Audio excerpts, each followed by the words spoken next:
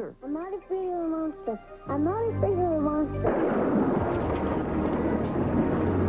There's nothing wrong with having a vivid imagination.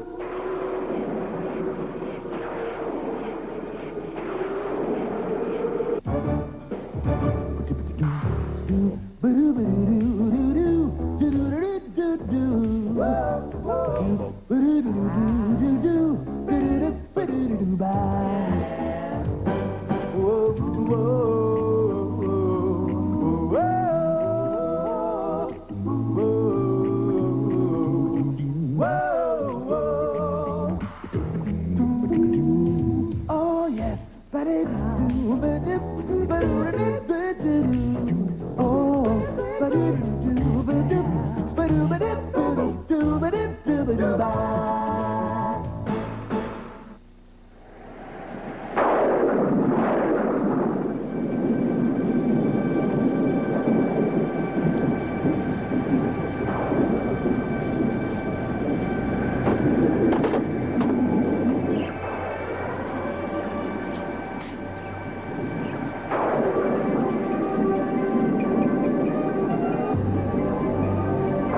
Go away, monster. It's a school night.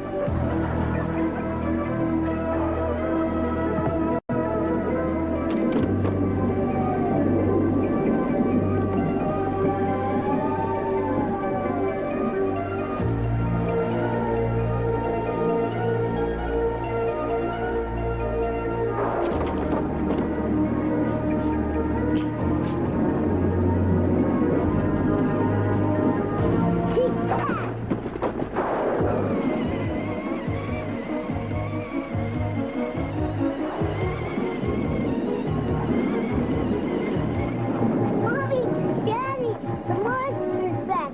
He's in my closet, and he's gonna get me. Oh, honey, I'm really beat. Can you handle this?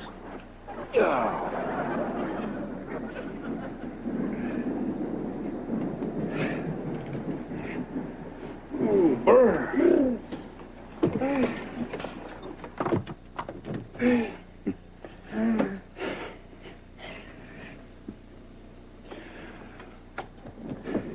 Hey, you see, Slugger? There's nothing in your closet. Kevin? Kevin?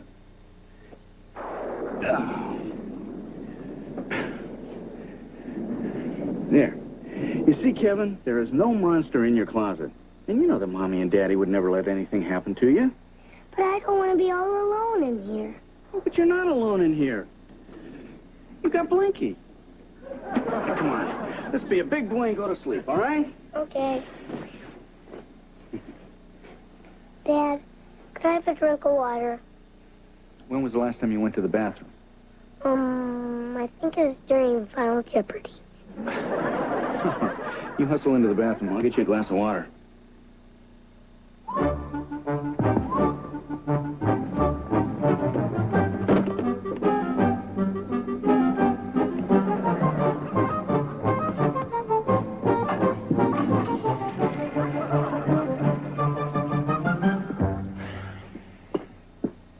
Here you go. This water's from your bathroom. I wanted kitchen water. Listen, young man, this is the third night in a row that you've got... What's going on in here? Nothing. Everything's under control. Why go through this every night? Just let him sleep in your bed. All the experts say there's nothing wrong with it. Thank you, Dr. Joyce Brothers. Now go back to bed, will you? Now listen, Kevin. There is no monster in your closet. Is everything okay in there? Yes, fine. You see what you did? You woke up the whole house. Now, I have a big day tomorrow. What do you say we all just go back to sleep, all right? Okay. Will you leave the lights on? If you promise to go to sleep. Okay, but as long as the lights are on, will you read me a story? Tomorrow. Dad, What do you want now? could I have a kiss? Sure. You can have a kiss. I meant for Mom. Can't I give you a kiss? Well, okay. But first, brush your teeth.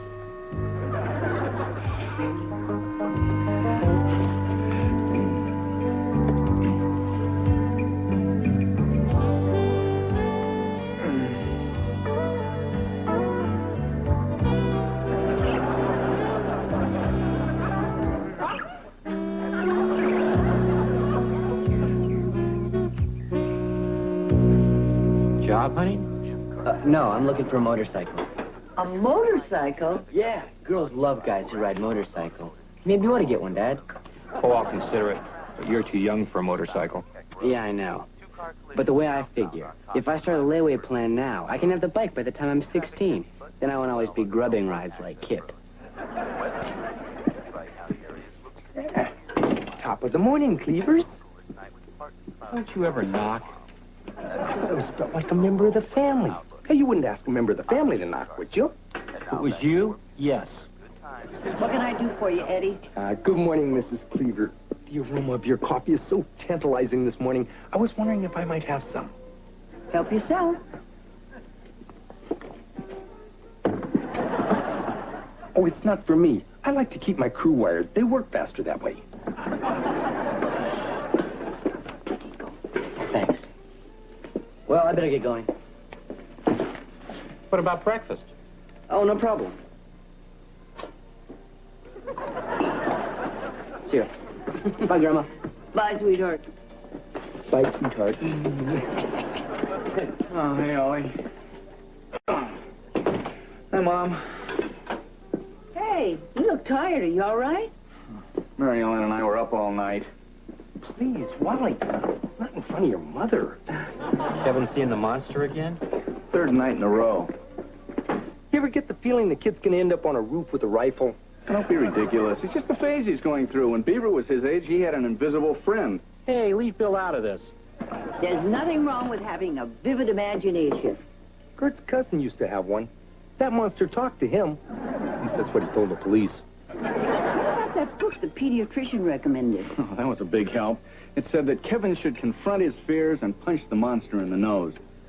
$12.95 down the drain. Maybe you should be there for him when he gets home from school, like I am. You should talk. You've got one kid who breeds poisonous snakes and another one who eats them. Yeah, but Wally, you have been working an awful lot lately. Maybe the monster is Kevin's way of getting attention. Come on, Dad. We're going to be late. Booga, booga, booga, booga.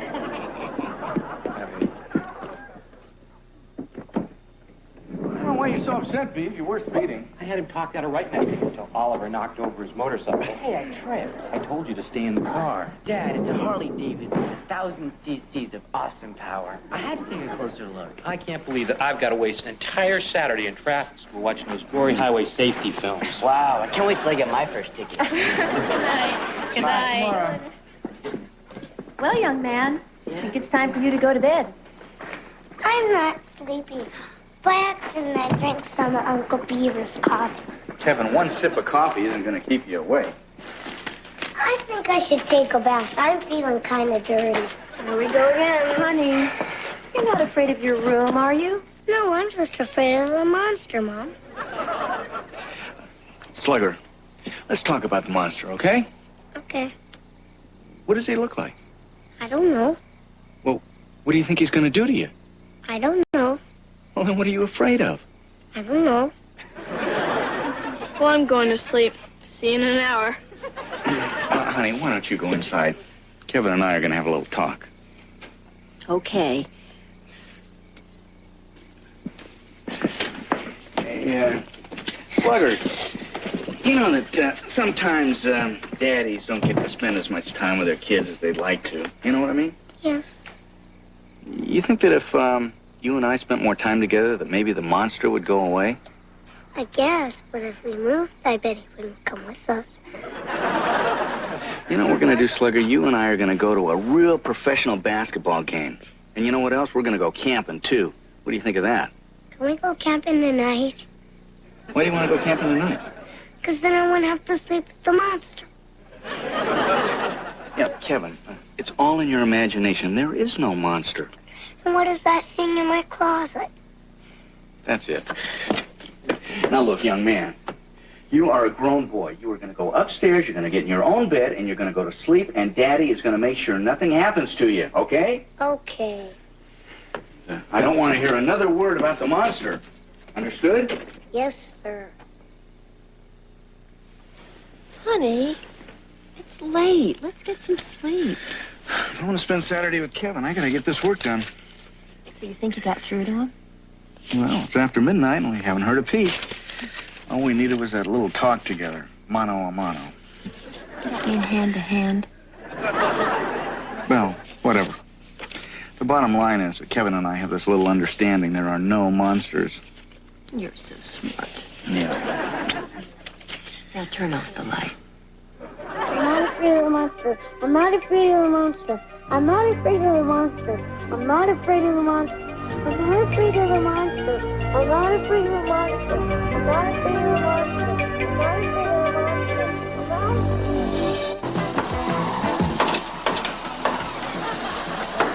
Hey, quiet!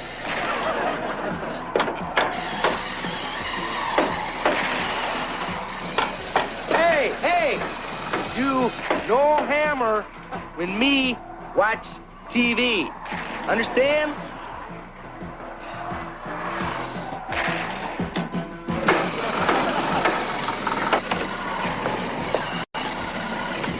Eddie, what's going on here? These guys have been here for 2 days and they haven't done anything. You know, I've had that same feeling. Well, can't you speed it up? I'll try. Patroznia Zabradny. Arriba! Eddie? Hey, I'm a contractor, not a translator. Stop! Alto! Cease! Yet! Lunchtime.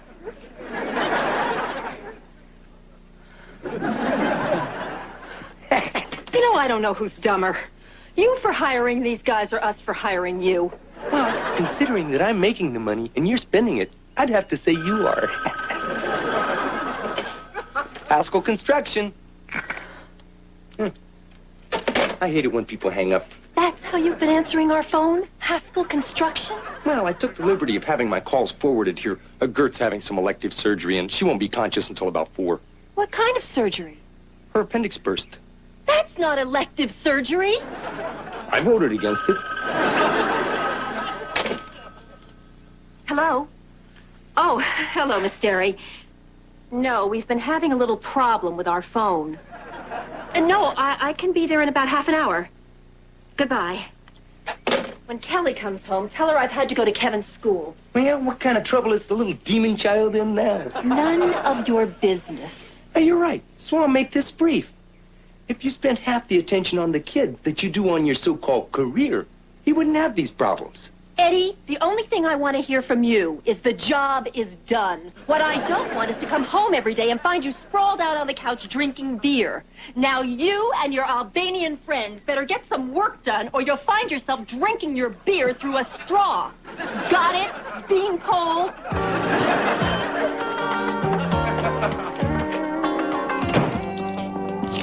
No wonder the kid's a nut.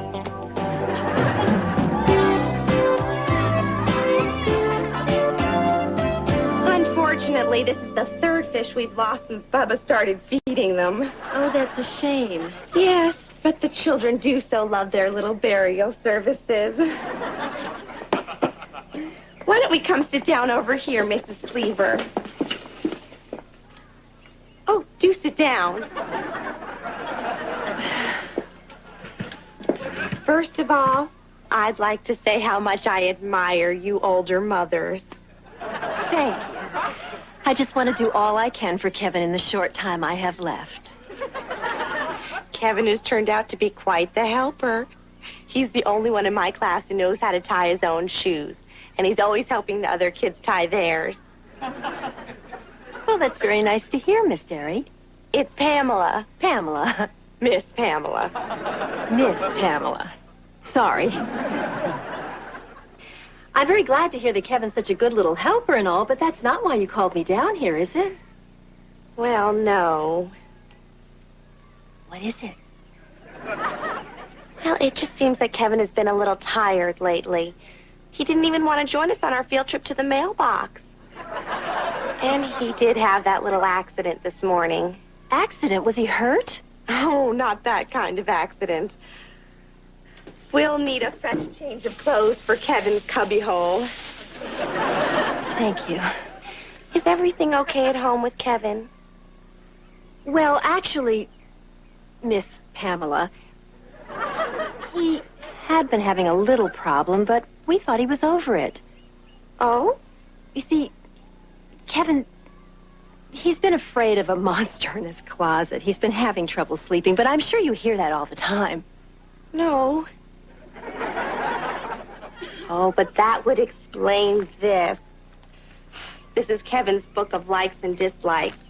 The children tell me what to write, and then they draw a picture. I like fish funerals.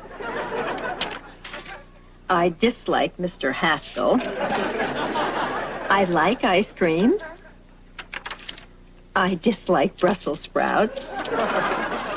I like peanut butter and jelly sandwiches. I dislike my bedroom. I just write them down.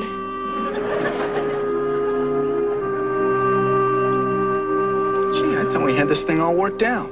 Maybe you did, but Kevin didn't. Well, he hasn't been in our bed the last 2 nights. Maybe he was more afraid of what you'd say than the monster. Poor little guy. He doesn't like Eddie Haskell either. Well, if he did, I'd really be worried about him. What are we gonna do? I don't know. His teacher says that we should validate his feelings about the monster. Oh, come on, that's ridiculous. We're supposed to agree there's a monster in the closet?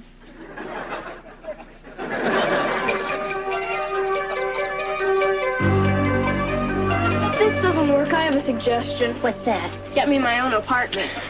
Well, is he in there, Slugger? I can't tell. Sometimes he's invisible. Oh. Well, then we better check the monster meter. Oh, wow, look at that dial jump. Yeah. You ready? Yeah. Don't be afraid, Mom. Monster, monster, full of doom. Monster, monster, full of doom. We command you to leave Kevin's room. We command you to leave Kevin's room. Eye of cat. Cone of pine? Fig of Newton. I forgot my line. That's okay, Slugger. We command you to be gone. Monster, monster, hear us now. Monster, monster, hear us now. We command you to leave with a pow. Wow. Well, is he gone?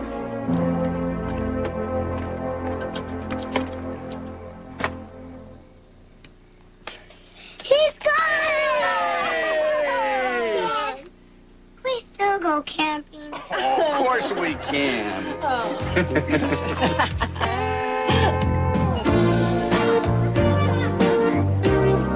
Let's let him go to sleep. Come on.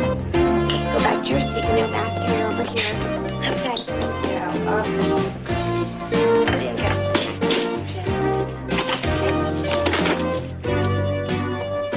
You really had a monster in your closet?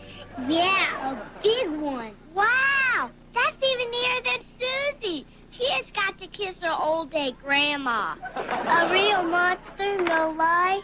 Yeah, cross my heart and hope to spit. Can we see him? Nah, not no more. My dad scared him off. Too bad. Monsters are neat. Think you could get him back? My dad could do anything. He's a lawyer. Oh, boy. How about tonight? Okay. Hi, honey, I'm home. Oh, hi. Sorry I'm late. That's okay. How was your day? Oh, it's good. Monster, monster, full of fright, come back again, but don't spend the night? Still working on the Richardson divorce? Close. Kevin and his buddies are upstairs. He wants to show him the monster. He wants it back? How could he be so terrified for so long that all of a sudden everything's okay? We must really be good parents. Or lucky ones. I don't know. I guess I wanted him to be such a good little soldier, I forgot he's just a little boy. Every father wants his son to be a future All-American.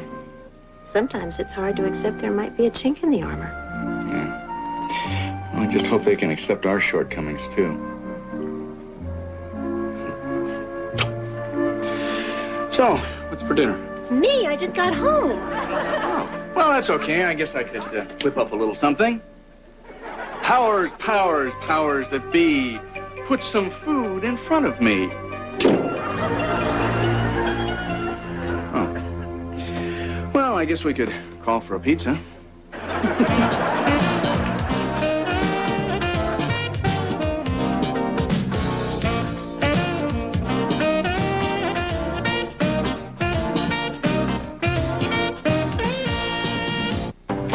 Thanks for the lift, Beaver. No problem. Oliver, why are you dressed like that? You don't have a motorcycle. Yeah, I know that, and you know that. But when I walk around school, they don't know that. Sometimes I worry about that boy. He's getting along all right. Remember when you and I used to bug Dad for a motorcycle? Oh, yeah. Brum, brum, brum, brum, brum, brum. We were going to tour the country just like an Easy Rider.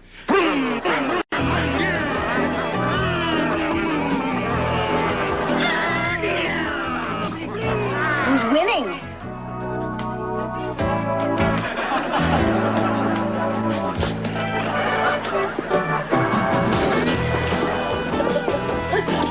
They'll never grow up.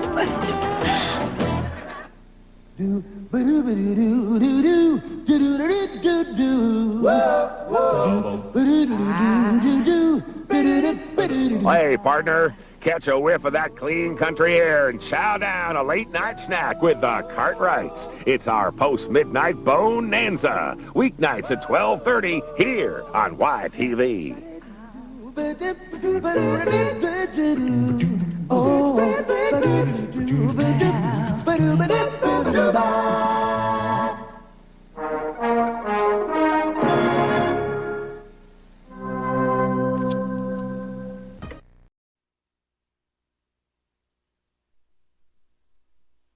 Leave it to Beaver. Don't worry about this interview.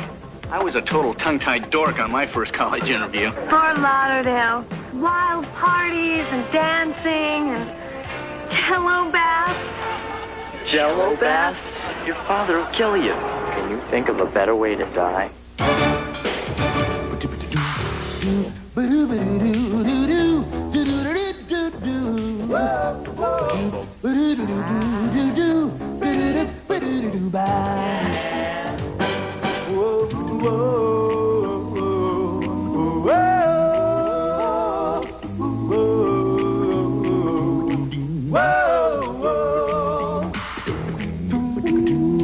Oh, yeah.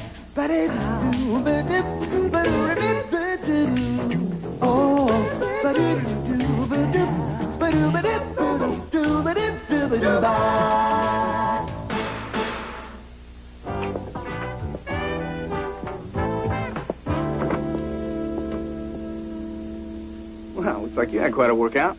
Yeah, 3 whole hours. Now that I finally got it together, I can try riding it. I heard Kip's applying to Southern Dominion. That's a tough school to get into.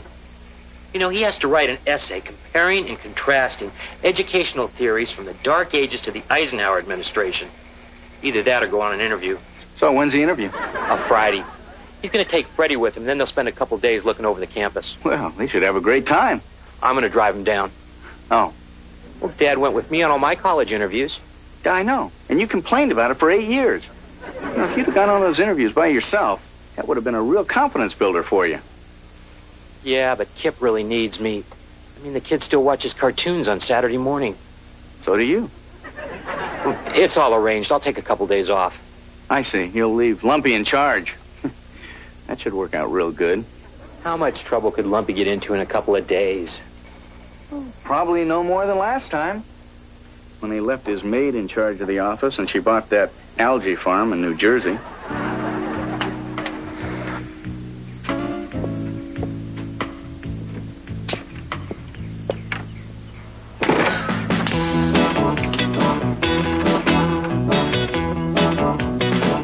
Boy, this is working out great. A 20-minute interview and then the rest of the weekend a party. Pardon my pessimism, Kip, but I'm not exactly known as a social gadabout, especially so far away from family and friends and my own bathroom. Come on, you can't be afraid to try new things. You're practically a college man. Look, you go. Perhaps I'll get cracking on that essay. Freddie, we need this trip. I mean, we gotta stop playing everything so close to the vest. True, it's a good idea to broaden one's horizons, but that doesn't exactly solve my bathroom difficulty. Oh, come on, will you stop being such a baby? I mean, it's time to grow up. Be a man. Kip, I put your favorite pillow in the car like you asked. Hey, Kip, will you bring me back a present? Sure. What if I bring you back a sweatshirt with Southern Dominion on it, huh? No, thanks. I only like sweatshirts from cool schools. But I will take a calendar of the hunks on the swim team.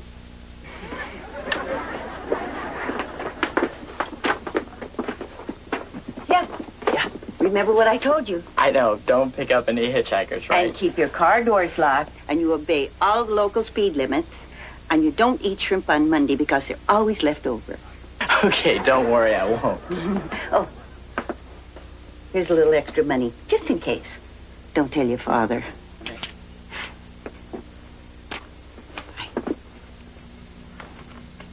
So you're off. Yep. Sure you don't mind me not going?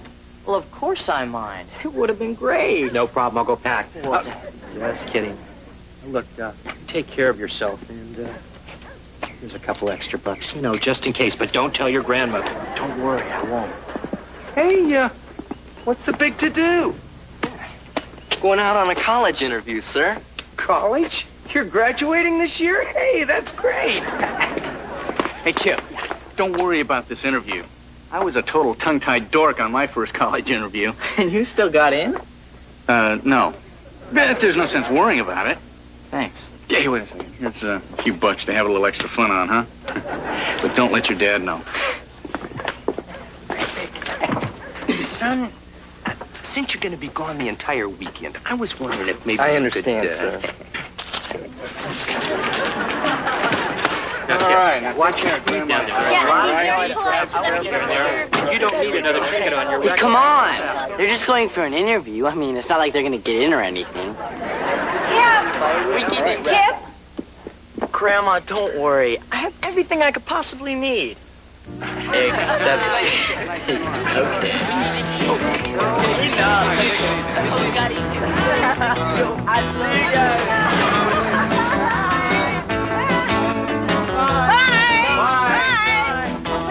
Okay. Don't worry. I slipped him an extra 20 just in case. So did I. Me too. I only got 10.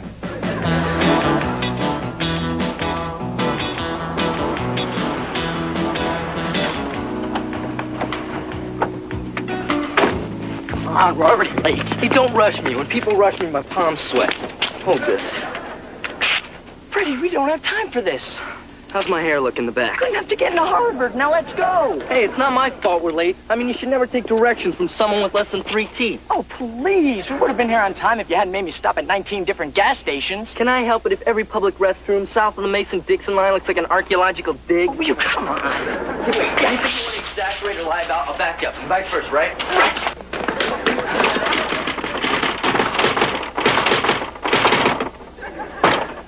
Great. We're 20 minutes late.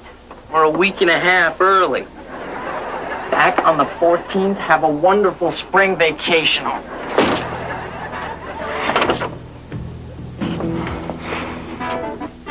We would have been here on time if you didn't have kidneys the size of walnuts. Me, you're the one with the fondness for hillbillies without a dental plan. You just hear my dad now. Kip, your grandmother and I are very disappointed in you.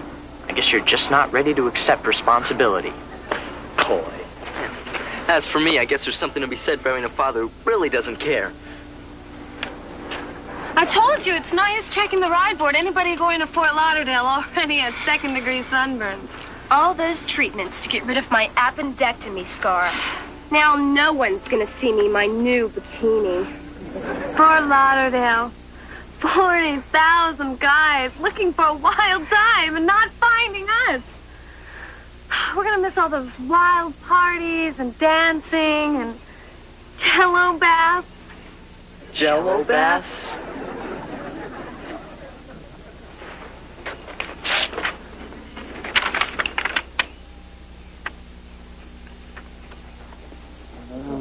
Excuse me. Just need to put something up there. What do you think? You think we'll be able to get a couple of passengers to Fort Lauderdale? Your father will kill you. Can you think of a better way to die? This is great. We're looking for a ride. What a coincidence. Yeah. You know, I don't think I've ever seen you guys before. Where do you live? Live? You know the dorm across from the quad? Dorfman Hall? That's where we live. We're a couple of Dorfmanites.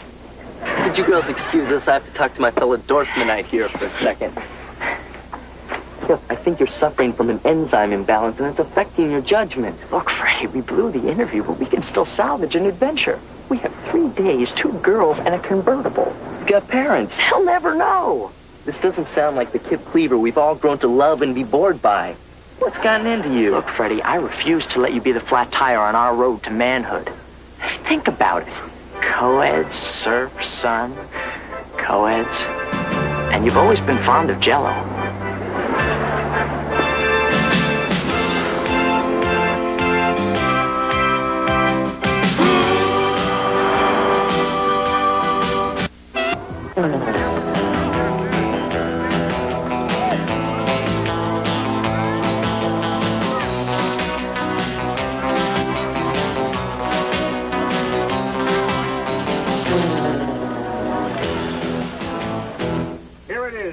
Presidente suite.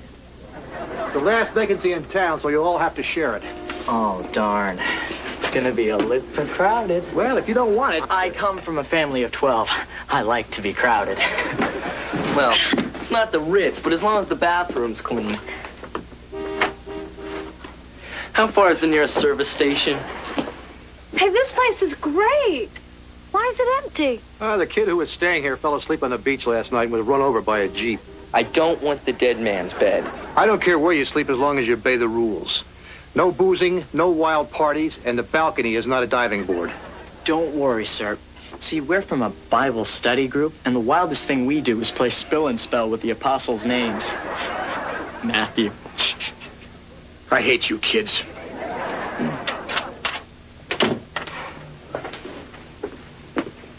Well, you handled that really well. Ah, thanks. It was nothing. So, what do you want to do first? Unpack? Sounds great. Good. Well, you can do that, and we're going to go check out the beach. Well, wait. Kip, what have we gotten ourselves into? We're in a tawdry hotel room in Fort Lauderdale with 2 refugees from Beach Blanket Bingo. Yeah, life's good, isn't it? Look, the road ahead is fraught with danger. We're gonna have to live with the consequences of our actions for the rest of our lives. Let's go through their suitcases and see what size their bras are. Good God, man! Did you leave all sense of decency at the state line? Freddie, don't you remember in economics learning the concept of risk and reward? Right, and we also learned about the law of supply and demand. We supplied them a ride, and we're no longer in demand. Give me a break. They'll be back, and they actually think we're college guys. Oh, yeah, they were real impressed when you told them you were in pre-doctor school. Look, if we want these girls, these women, to like us, we're going to have to start acting like men. Yeah, well, it's after 3, man. You were supposed to call your dad. Oh, no. What am I going to tell him? Why don't you tell him you're in a motel room in Fort Lauderdale with 2 college girls? He'll never believe that. I think I better open a window. Getting a little musty in here. So, Mom, what's my new record? Oh, was I supposed to time you?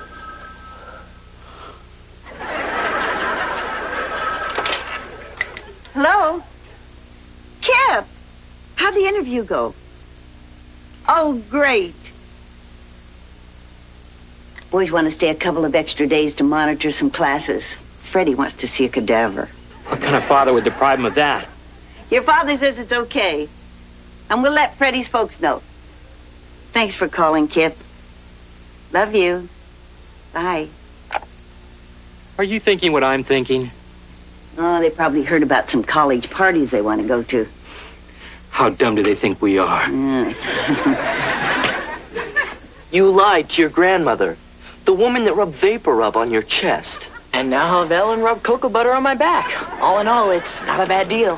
This is going to be the greatest vacation of our lives! Woo! Hey, everybody, come on in!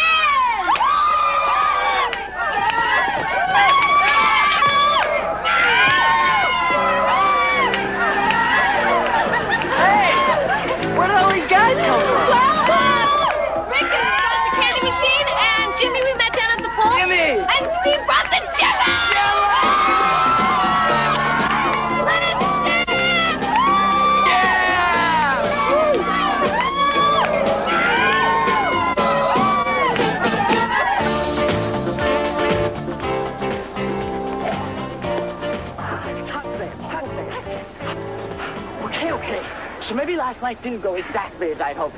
But it wasn't so bad sleeping in the bathtub. Oh, and I was personally thrilled with my accommodations in the closet that I shared with that foreign exchange student.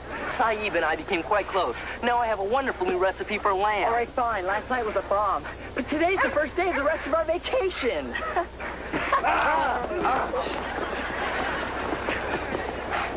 Yeah, this is just fun by the yard. Why don't we tie big rocks to our feet and go swimming? Okay. Let's see where they're going. Probably to the Let's Bury the Boys from Mayfield contest.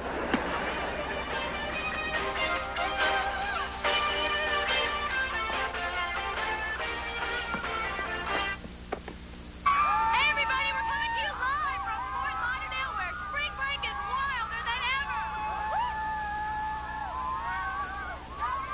Having a good time? Look, it's Kip and Freddie. What's going on here? In order to be cafeteria monitor, you have to know the Hamlet maneuver. Do you have to have that thing blasting all the time? Hey, bud, what's your name? Kip Beaver. And where do you go to school, Kip? We both go to Southern Dominion. I bet you don't get a lot of studying done like this. I tell you, Coming to you live from Wild and Woozy Fort Lauderdale, where your TV is our TV.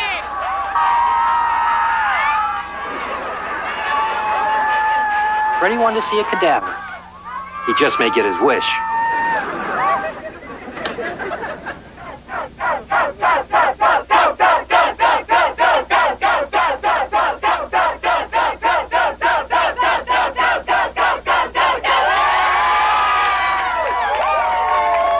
How long do you think this will last? Well, that's it for the pizza contest. Things should quiet down now. The bear's here! I can't believe you're wearing my shirt, and I'm also wearing your underwear. Up and up! It's the manager! Good news, Kip. We're going to jail. Everyone in the bathroom, hurry!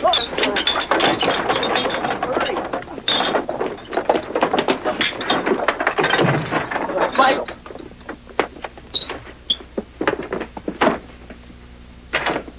Good evening, sir. My, what a handsome outfit you Put a have lid on. on it. What's all this noise and how come there's all these suitcases? Well, if the truth be told, sir, I'm quite a clothes horse. All right.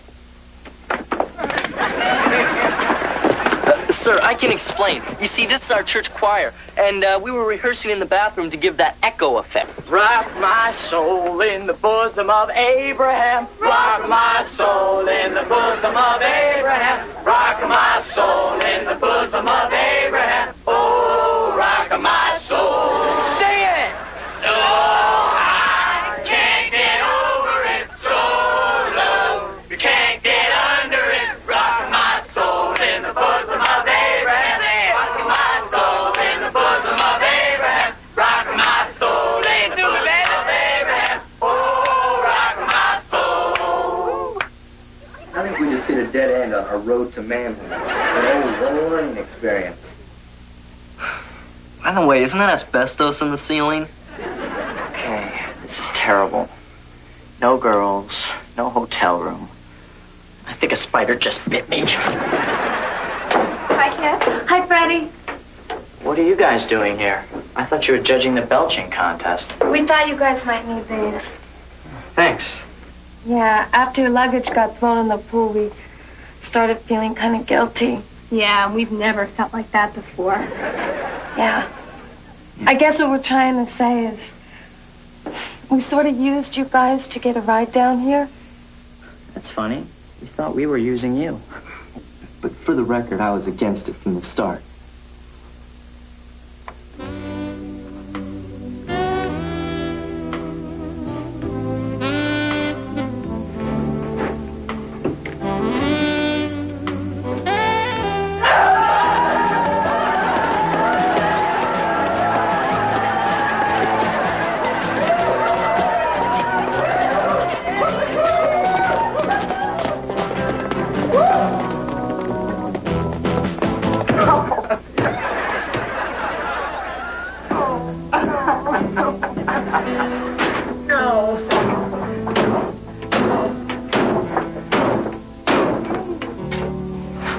Now, where were we?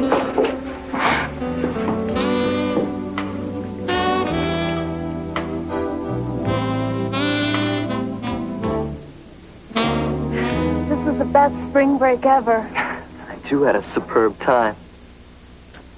You're a great kisser. Especially for a high school boy. How did you know? You said you lived in Dorfman Hall, and that's a girls' dorm. But if you guys come here next year, be sure to look us up.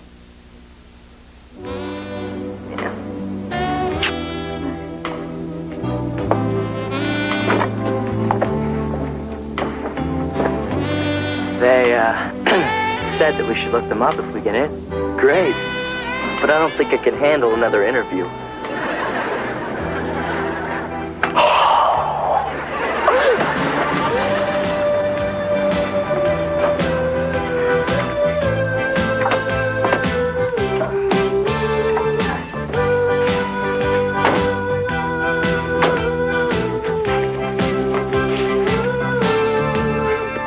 You know, Kip, even if every vacation for the rest of my life is spent visiting my Aunt Dot and tending to her sick cat, this one trip will make up for all of them. Yeah, and you were the one who wanted to stay home with your own bathroom. But now I've faced my every adversity and I've triumphed. I'm afraid no more. What a trip.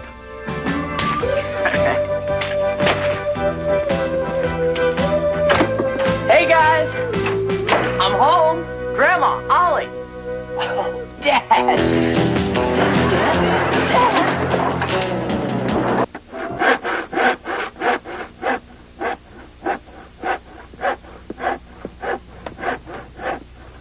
Yeah, how's it going, son? I'm almost done, sir. Great, here's a few more. You know, the work you're doing is that of a craftsman. Thank you, sir. We don't have time for that. Speed it up. This punishment hurts me more than it does you, but believe me, it's for your own good. I'm forever grateful. A simple college interview, and it turns into a weekend of debauchery. Sir, I must reiterate. I tried to resist Kip's madcap scheme from the start. Right.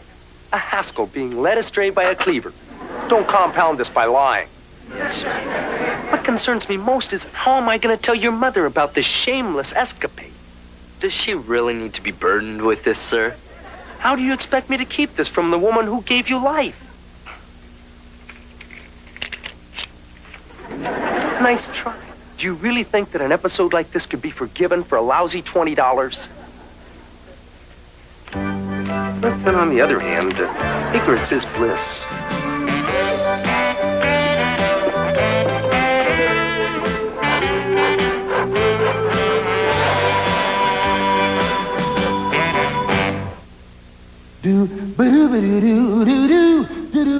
Ignorance is bliss, especially when vital information gets into the wrong hands. A struggle between good and evil, and fate takes no sides. But a young boy may determine the outcome. Kid Coulter, Saturday night at 9 on YTV's Family Classics.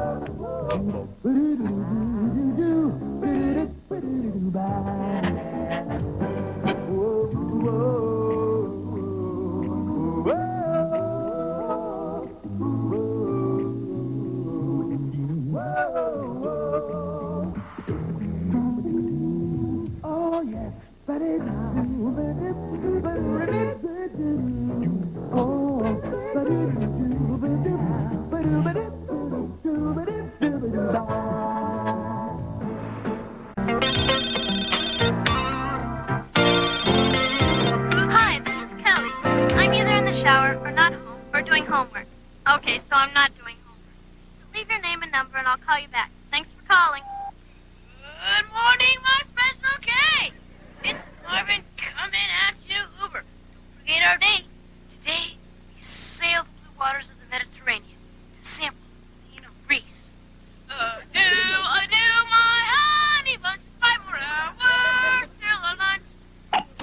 That's too bad. I really like Greek food.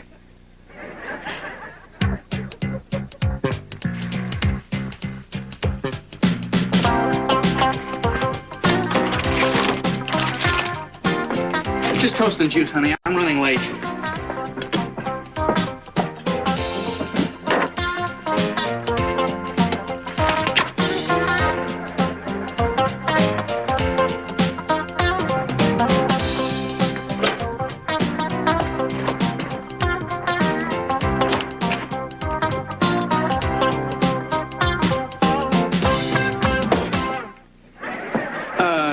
You spilled a little orange juice on rice versus the state of Florida. Here, you got a towel?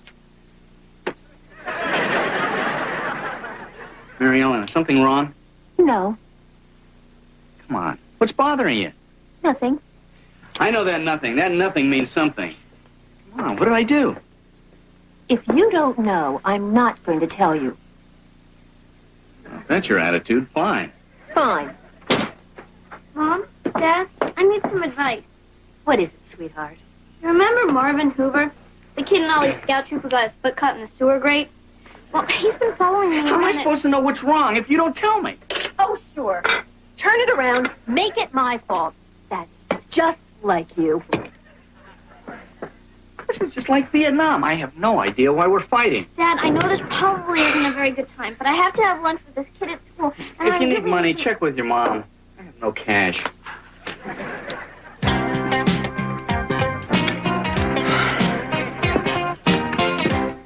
Mr. Haskell, you picked the wrong day to be on time. What are you talking about, Squirt? If you have to go in, you better leave your hard hat on. Ah, thanks for the warning. But don't worry. I wouldn't dream of interfering. Good morning, Mary Ellen. And might I say, you look lovely when your marriage is hanging by a thread. Some days are just too good to be true. There you are. What did that big, mean, nasty wife do to my friend Wally? Look, we just had a little fight. It's no big deal. Did she find out about you and your secretary?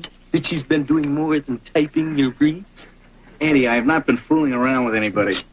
Then I know what you need. An apartment by the airport with stewardesses by the pool. We'd have a blast. We'd have a blast? Sure. I'll leave my ball and chain if you'll leave yours. Eddie, I have no intention of leaving my wife. Fine. Then just fool around on her. It's your conscience. Cheers.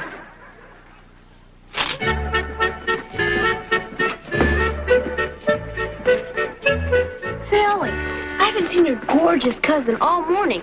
Don't worry, I'm sure her luck can't hold out forever. What's that smell? It's feta cheese. Kelly and I are lunching Greek today.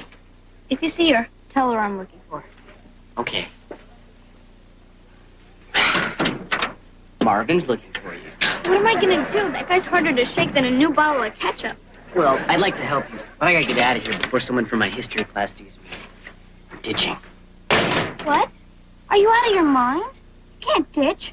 You'll get caught. You'll get detention. Better than flunking history. Got a test I didn't study for. Why didn't you just play sick like you always do? Hey, I'm in the 8th grade. I'm a little more mature than that. Look, Kelly, we've been going to school for 1,384 days. I mean, what's the big deal if I miss one? You actually counted how many days we've been in school? Well, I didn't have anything to do in study hall yesterday. You could have studied for your test. Life's full of regrets, isn't it? Look, are you coming or are you going to have lunch with Marvin? I don't know. Bon appetit.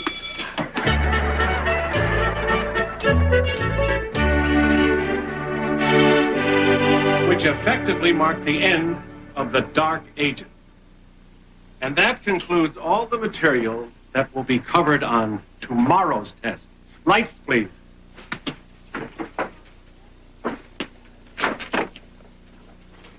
June, would you mind waiting a moment?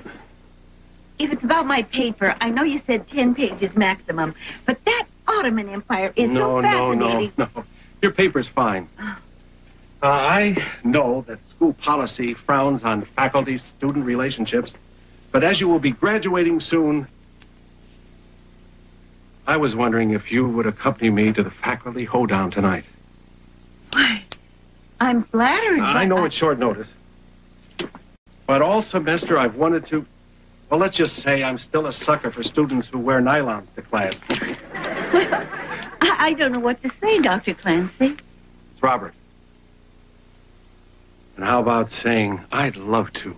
And then I'll say, I'll pick you up at 6. Have you home by 9. Robert, I'm a big girl now. I can stay out later than that. Not tonight. You have a test to study for.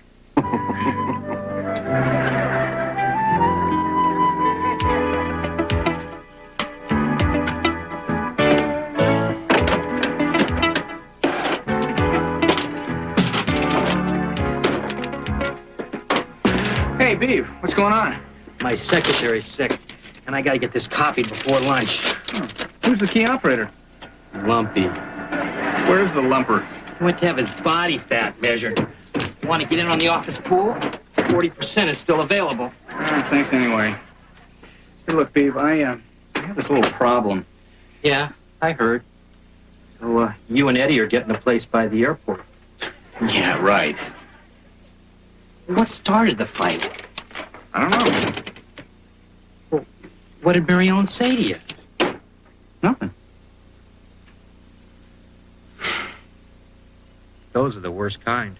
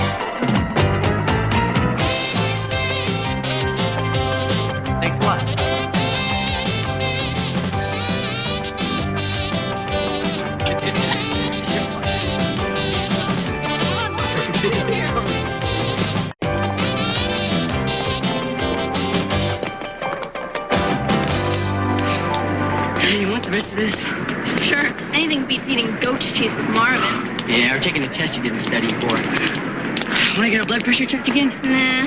Yeah, me neither. Boy, doesn't get much better than this. Yeah, bet. I'm really beat. Yeah, me too. We have had a pretty full day. It's probably safe to go home now. What time is it? 11:45.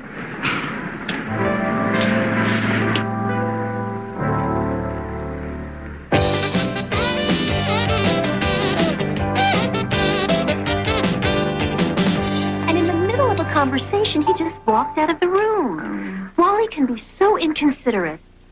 And it's not the first time, either. Well, he gets that way when he's preoccupied. Sometimes men just have tunnel vision. What do you think about this for my big date tonight? Oh, it's darling. I don't know. Maybe it's too dressy. You know, the kind of money teachers make. Ah! How about this? Oh, now that's stunning. First, I'd have to take it in and shorten it. Oh, look at the price. I don't know. Is he handsome? Dead ringer for James Garner. Then go for it. All right.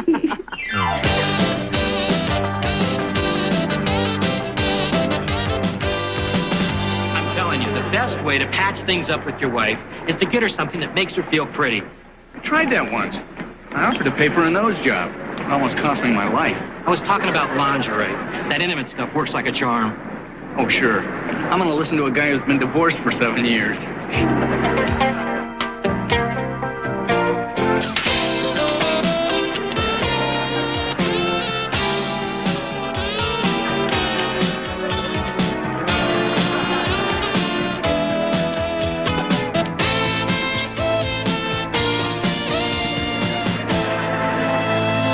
Isn't it a relief to find the perfect dress for a big occasion? Such a load off my mind.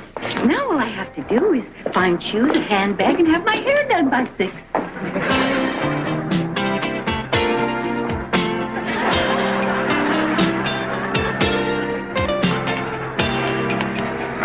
Are you sure this is the right thing to do? Trust me, lingerie is it. The mood Mary Ellen's in, she's liable to throw it at me. That's why you're not buying her a lamp. I don't know about this, Beaver. Come on, it'll be an experience.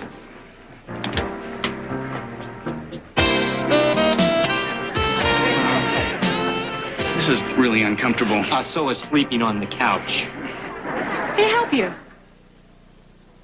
Yes, he'd like to see something very soft and feminine and frilly. For his wife. Special occasion, birthday, getaway weekend? Nah, she's just really mad at him. Tell me, what size is your wife?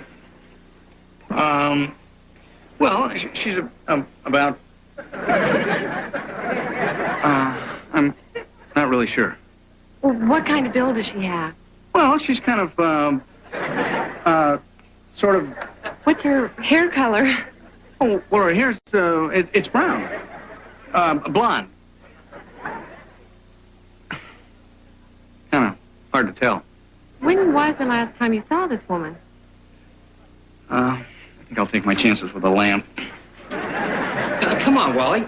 You know, well, this is kind of nice. Yeah, but I don't think it's her color. Would you like to see it in blue? Yes, please. Wow.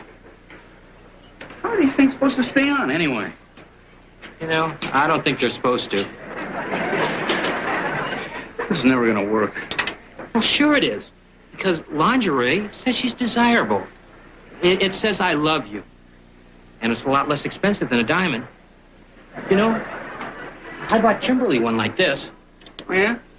How'd it look on her? I don't know. She never turned on the light. Is this what you had in mind, sir?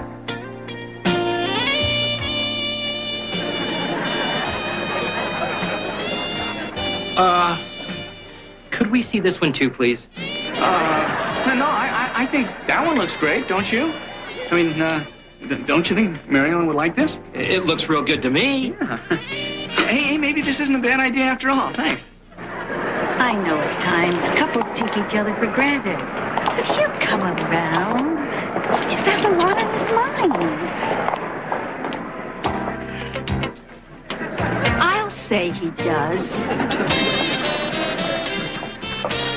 Looking for something? Oh, no, thanks. We're already being helped. Oh, Mary Ellen, I was just buying something for you. It was my idea. How thoughtful of you. But I was only doing it for you. Oh, we have a marital problem and your response is a trip to Titillation City so you can dress me up like a baby doll? But lingerie means love. Tell her, Beav. What I want from you is some communication and respect, not underwear. Oh, Wally. Mary Ellen. Has Mary Ellen put on a few pounds? Lingerie doesn't work if they feel overweight.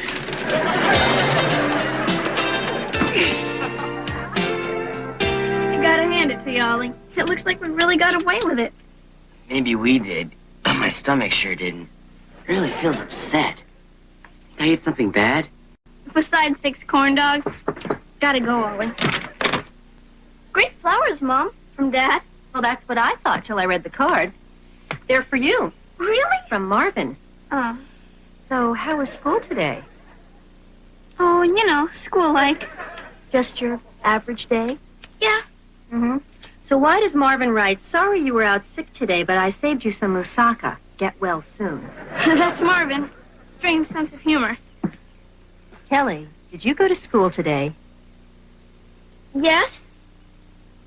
I just didn't exactly stay all day. You ditched school?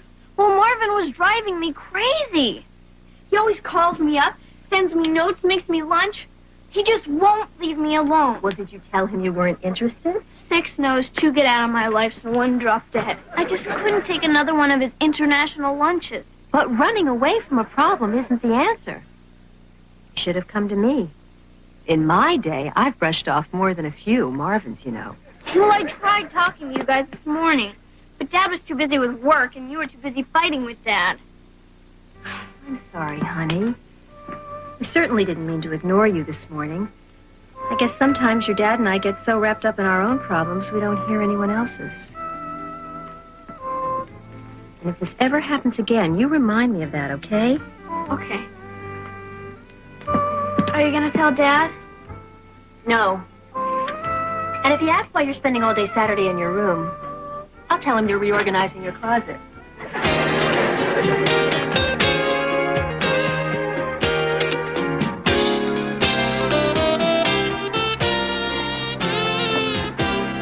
Well, what do you think?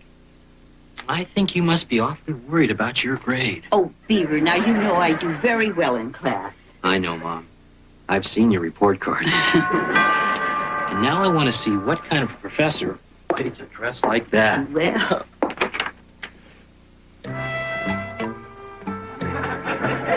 Howdy, man. June, am I early? No? Oh, didn't I tell you it was a hoedown? Yes, but I didn't think you meant it literally. Hello, Professor. I'm Theodore. Why don't we go in the den while my mother changes? June, I'm sorry for the misunderstanding. Oh, honestly, no, it's no trouble at all.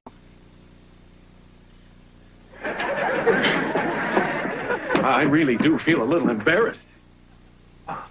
Don't be. Those kind of ties are coming back. Hey, Dad, what's Grandma so steamed about? Her chaps are in the cleaners. Professor Clancy, this is my son, Oliver. Hello. Hi. Make yourself comfortable. Dad, you know Grandma's going to a costume party? We're late for dinner. You two have fun tonight.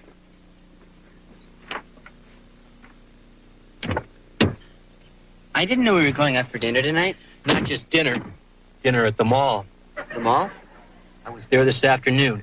I got a whiff of those corn dogs, and I haven't been able to think of another thing all day. Corn dogs? I know what you're going to say. It's not the best thing for either one of us. What the heck? Tonight, it's all you can eat.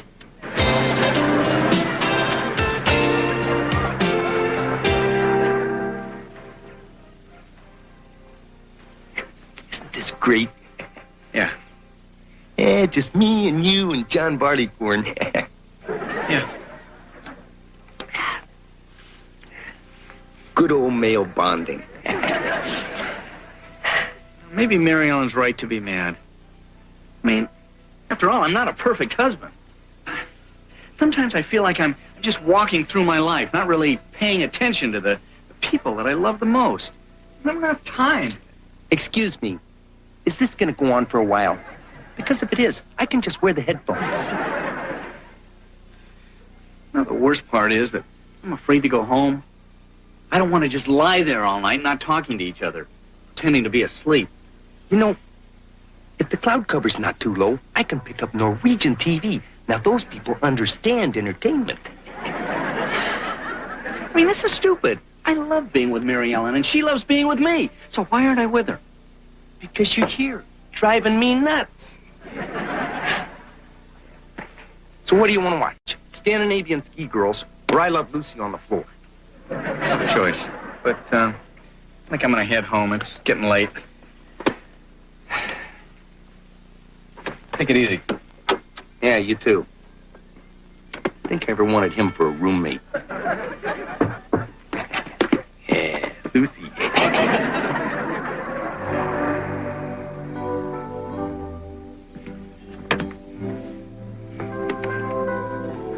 Honey?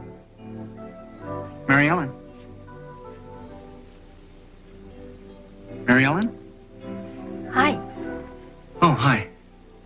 I was working late and I didn't want to disturb you. How was that? Kids are asleep, huh? Well, I guess it's time for me to hit the hay, too. Sounds good to me.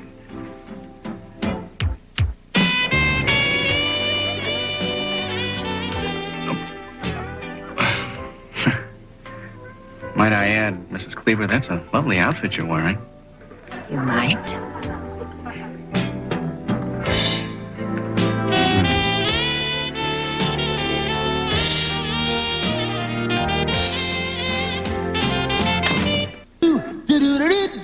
Turner's tired of being pushed around. Now he'd like to be the big guy. But how would you like a 6-foot-tall 4-year-old to be the boss over you? Meet the new head of Maniac Mansion. Tomorrow, 8 p.m. Eastern and Pacific, kicking off YTV's Twisted Tuesday.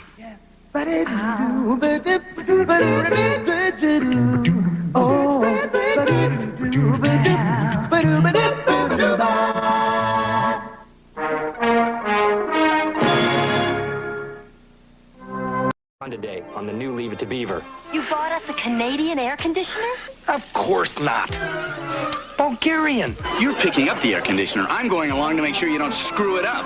All right, just a walking down the street singing do-wah-diddy-diddy-dum-diddy-do.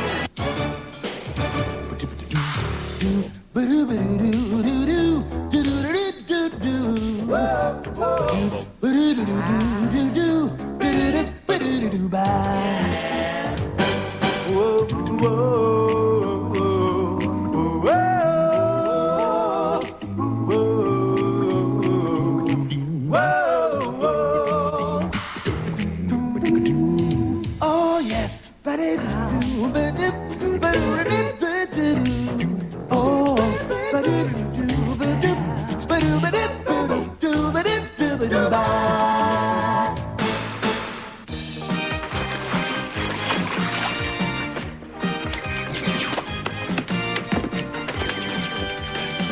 Grandma, I told you I'd bring that over.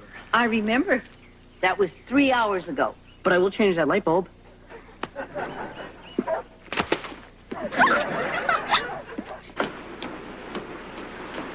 Mary Ellen!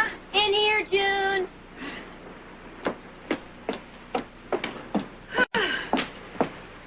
Can you believe this heat? No. This morning I took a shower and ran out of cold water. Well, I brought you another fan. Oh, bless you.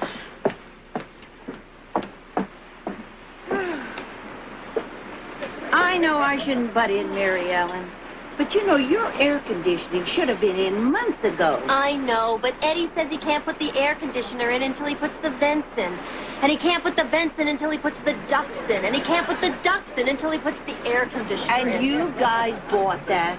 Now, come on. Wally's got to put his foot down. I know. He's discussing it with him right now. Canada! Canada!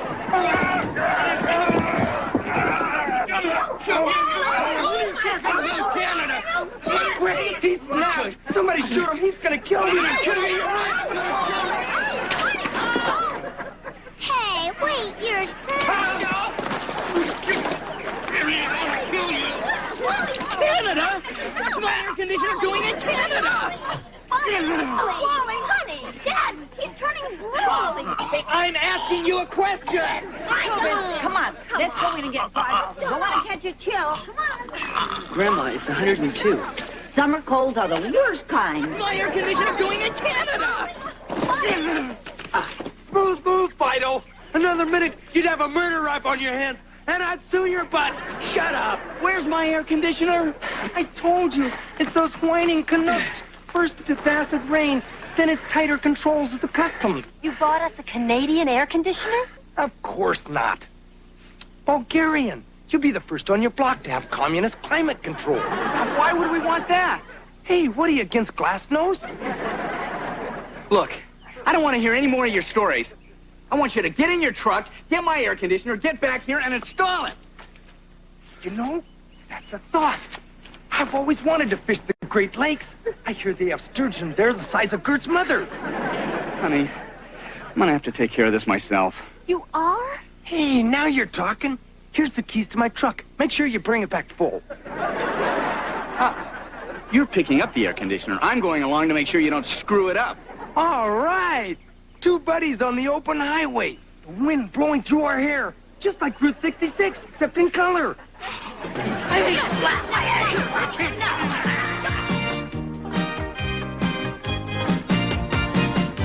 Hi, Wally. Hey. Don't you realize that in the old days, people had to live like this? What can I do for you? Well, Mom said you're going to Canada with Eddie, so I got you something for the trip. Oh, thanks. It's a medical alert bracelet. You don't like Eddie very much, do you? Oh, does it show? Look, I know I should have fired the guy a long time ago, but I can't. He's my friend. Some friend. Name one thing he's ever done for you. Name one thing he's ever done for anybody. Exactly, he's a creep. Yeah, I know. He's selfish, dishonest, and completely unreliable. So why are you friends with him? Well, because he's... got me. Maybe you should think about that.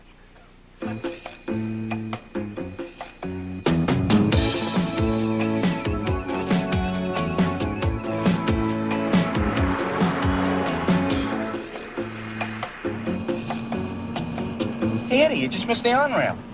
Yeah, I know. There's a little market a few miles down the road. They got a sale on beer. 12-pack for $3.99. Turn this truck around. Hey, I know it doesn't taste the greatest, but the alcohol content's the same. Hey!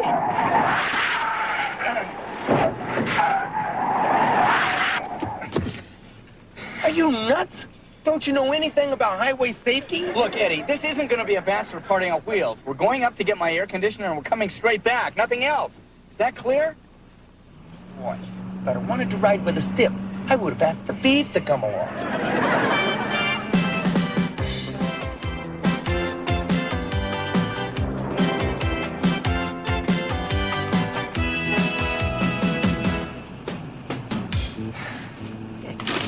Pork ring? No, thanks. It's a new flavor. Garlic. Hey, what are you doing? You're letting the heat in here. I just put a new air conditioner in this baby. Bulgarian? Are you kidding?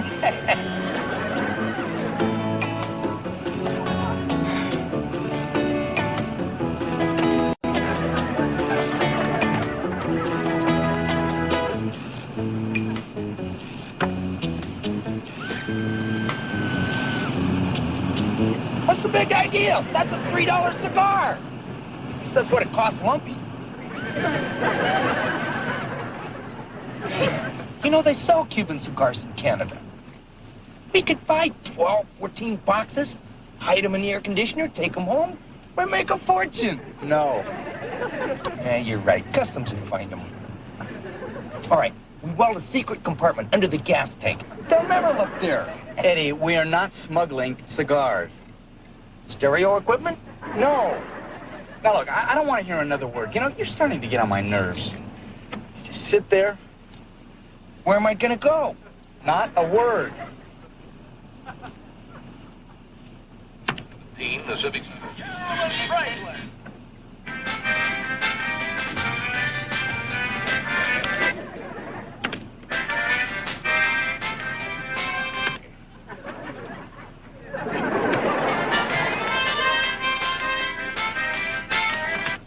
Hey, look, Sam, this is my truck we're riding in. Okay, but could we find some rock and roll or something? I'd love to. But there hasn't been any decent rock and roll since Elvis discovered jelly donuts. We sure had some great ones back then, huh?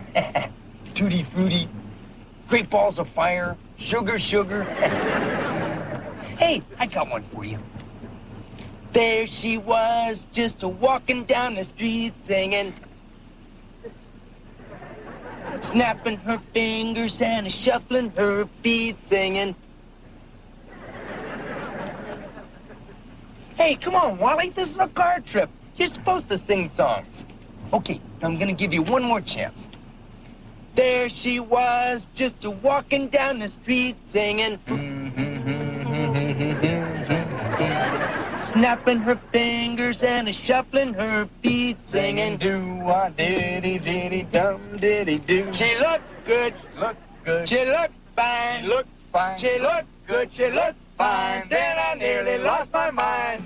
Before I knew it, she was walking next to me, singing do-wah-diddy-diddy-dum-diddy-do, do-wah-diddy-diddy-dum. You don't even know the words. Smiling and acting just as natural as can be, singing do-wah-diddy-diddy-dum-diddy-do. She looked good, she looked good, she looked fine, she looked fine, she looked good, she looked fine. Whoa, hey!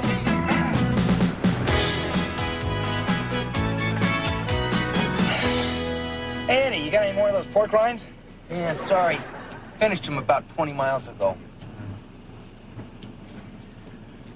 Hey, Wally, you ever think about hitting the open highway, leaving all the headaches behind? Job, family, starting a whole new life. No, not really. Do you? Yeah, once in a great while. Usually after dinner. Come on, you don't really mean that. I don't? You've got 2 fine sons and a loving wife. You can't tell me that you hate your life as much as you let on. Wally, have you taken a close look at Gert lately? Eddie, why do you always talk about Gert that way? Actually, she's not that bad. But I could have done better. You know, you didn't do too bad. And then Mary Ellen's all right. And with her bleach blonde hair and her knockout figure. The way she used to look at me. Huh? Hey, you know the look. But I never would have stolen her from you. I'm not that kind of a guy.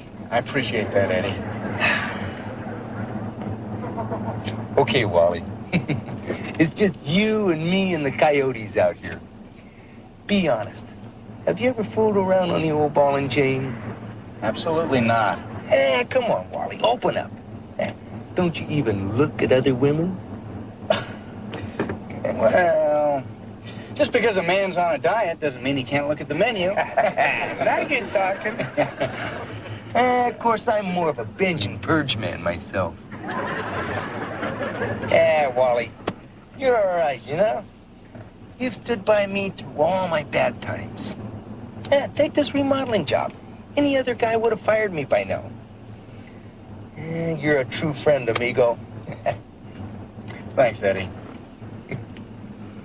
Oh, and, Wally, remember what I said about the pork rinds?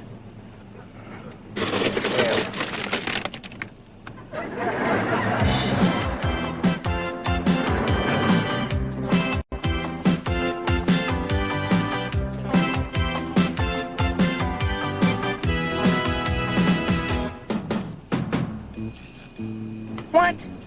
That's highway robbery. Why do I pay taxes anyway? Hey, Wally, give me a few.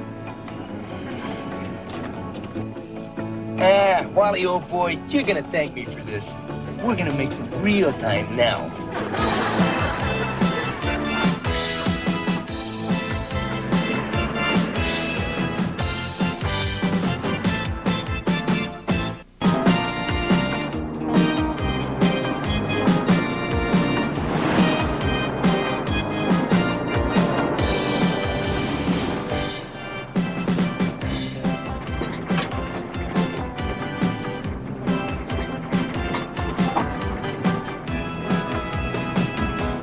Where are we? How come you got off the interstate? It wasn't cost efficient. All the delays, the toll gates, the smokies. Who needs it? So now we're driving down some dark back road in the middle of nowhere? Yeah, and we're flying. No radar guns out here. Doesn't matter how fast you're driving if you don't know where you're going. What are you talking about? Don't you remember in the Scouts? I was the one that led us to that dead burro. I know exactly where this road goes. Hey, look!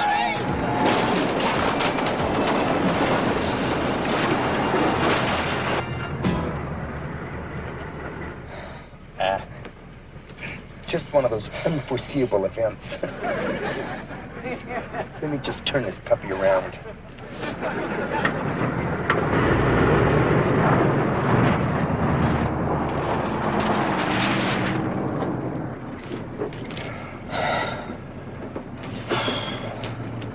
Pretty exciting, huh?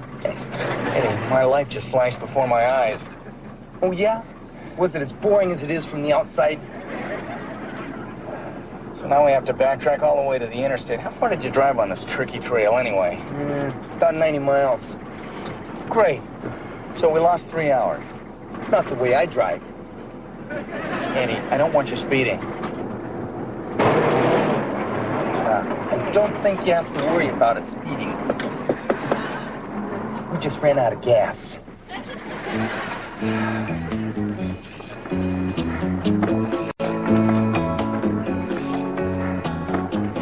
See, Eddie, this is what I can't stand about you. This sums it all up. Hey, you know your morning breath ain't no bouquet of flowers either, Mildred. I'm talking about always taking shortcuts, always looking for the easy way out. And everything you do is half-baked with no purpose behind it except to avoid effort. Hey, lighten up. And we're here. Don't get too comfortable, Wally. Gas tank's on this side. Hey, Gomer, fill it up with premium. Check under the hood. Pay the man, Wally. I gotta find the ladies' room. You mean the men's room? No, the ladies' room. This is a great opportunity for me to further expand my reputation. You got a pin? And I'm not paying for the gas either. You know, this whole ordeal is your fault.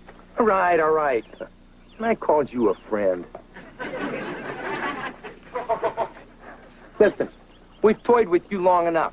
My partner and I are from the Bureau of Weights and Measures. And surprise, this is an inspection. Don't play dumb. We've got reports down at the office that say that these pumps are light on the gas and heavy on the cash. These pumps? No, your wife's shoes. Look, now this truck takes 17.5 gallons exactly. And it better come out on the button. Actually, it takes 20 gallons. I love to watch these country bumpkins sweat.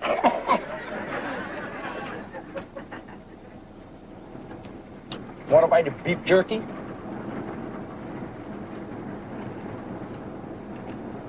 There she was, just a-walking down the street singing. All right, Wally, I give up. Why are you mad at me now? You really have to ask. Hey, my con was working until you wimped out and paid the guy. You think you're above it all, don't you, Eddie? You know, Beaver asked me to come up with one thing that you've ever done for me, and I couldn't do it. I can't come up with one thing that you've ever done for anybody. Oh, yeah? Do it. I'm doing something for somebody.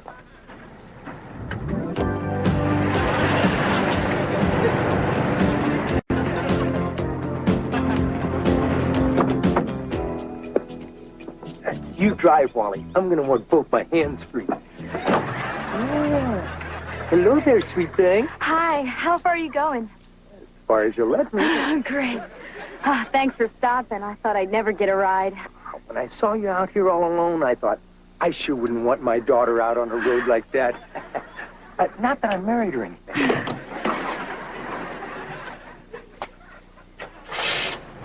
Hi, I'm Molly. I'm Wally Cleaver, and this is... Dakota.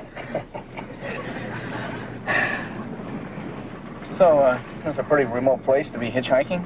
You're telling me. My last ride dumped me here hours ago. Thank goodness you came along. Think of us as angels of mercy. Welcome to Cloud 9. So, what brings you guys out to these parts? Well, if the truth be known, we're casting agents. We're scouring the country in search of fresh, new faces. Oh, really? Yeah, we're doing a big network miniseries. What's it called? Molly's World. Done any acting? A little. Huh? Like what? Like right now, I'm pretending to be a hitchhiker. Pull over. Don't do it, Wally. She's bluffing. Pull over, Wally. What are you waiting for, an engraved invitation?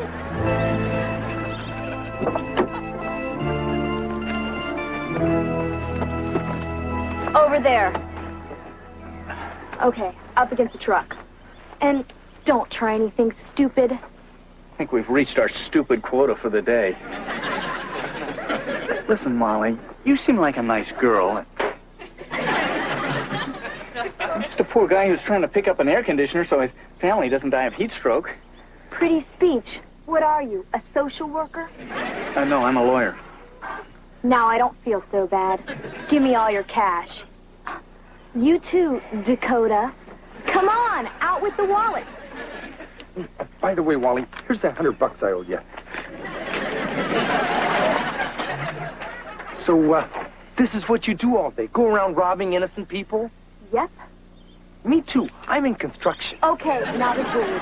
Let's go. Watches, rings.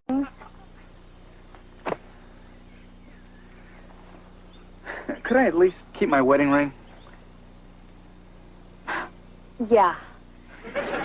Okay, boys. Strip. You first. Now, wait just a second. You've taken our money and our watches. We've suffered the trauma and humiliation of being ordered around at gunpoint, but this is where we draw the line. You can take our material possessions, but you can't take away our dignity. You tell her, Wally. I bet that gun's not even loaded.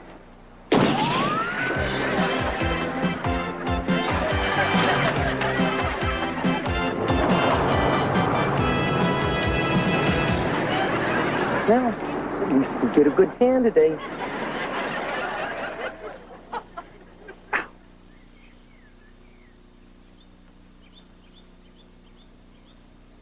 You know, Eddie, none of this would have happened if you'd have stayed on the interstate, where they have street lights and policemen. Don't tell me you're going to blame this one on me. All right, so I'm not a good judge of character. But this isn't the worst thing that could have happened to us. She put a gun to our heads. Yeah. Reminded me of my wedding day. Forget it, we're stranded. We have no money, no car, no clothes. Even you wouldn't be stupid enough to pick us up. You're looking at this all wrong, Wally. First of all, my insurance company's going to get me a brand new truck. We'll tell them your air conditioner was in the back. They'll pony up for that, too. With any luck, we'll have enough left over to buy you some decent underwear. A lot of good that's going to do us, 400 miles from home without a penny in our pockets. We don't even have any pockets. Okay. I think I've got it. First of all, we find us enough pop bottles to buy me some nice threads.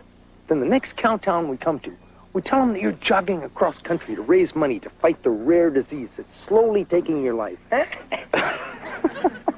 What's so funny? You're one of a kind, Eddie. No matter what happens, you never say die, do you? That's why you love me, isn't it? Huh? Well, it sure isn't because of your legs.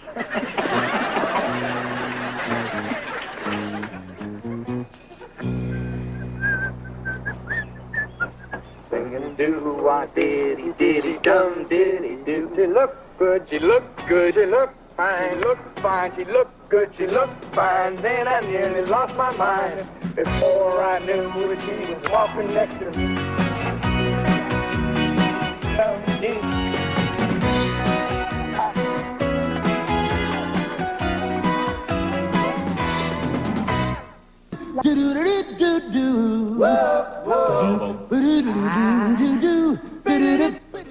Retro fashion is a hit. Be in with a cool sense of self on Street Noise. Then be there when Ronnie scams a meal from Adventures of the Black Stallion star Mickey Rooney on The Ron Oliver Show. Catch YTV's Tuesday Twistabout tomorrow night starting at 8:30.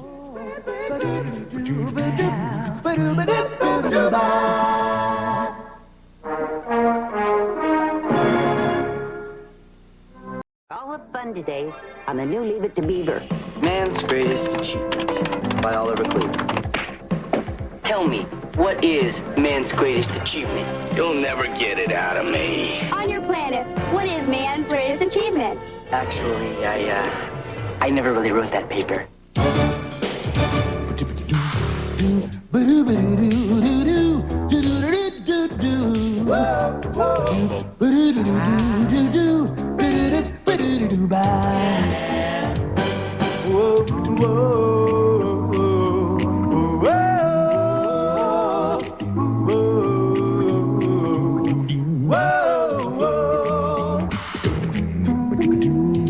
Oh yeah,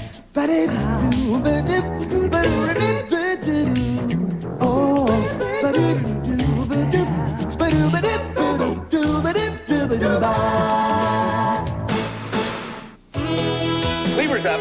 Fastball. Oh, all right, a double and 2-run score. Way to go. Good hitting, Slugger. All right, how about throwing me some, huh?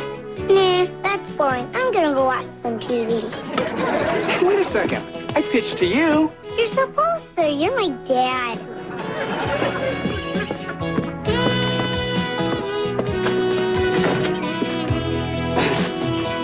Why, Wally? Hi, Beaver. Want to play some ball? Yeah, sure, I'll hit a few.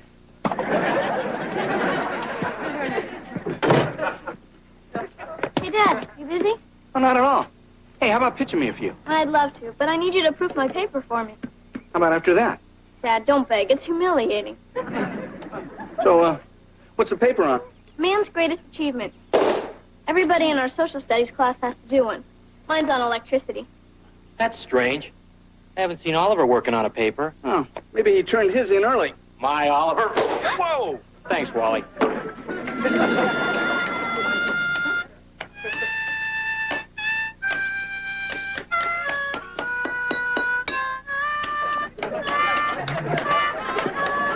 Hi, guys. Oh, why, good afternoon, Mr. Cleaver. Might I say, your hair's looking extremely coiffed today. Oh, thank you very much, Farmer. You guys having fun? Yeah. Yeah. Why don't you get your guitar? Oh, you guys go ahead. I mean, it does my heart good to see you having such a good time. As long as your homework is done. It is done. Sure. I did my Spanish, my math, my English. Your social studies paper? Social studies. Social studies. You mean the one for extra credit? Oh, no. I mean the one that you're going to march right up to your room and start and not come down until it's through because it's due on Monday. Oh, that social studies. Now you really got the blues. Bye, Mom. Man's Greatest Achievement by Oliver Cleaver.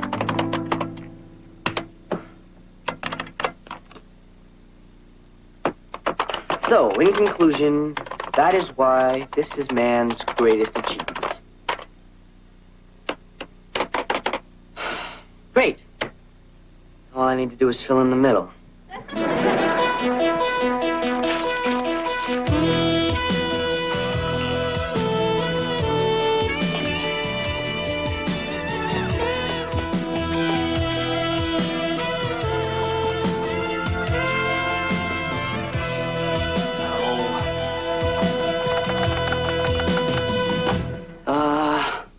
Man's greatest achievement is the bikini.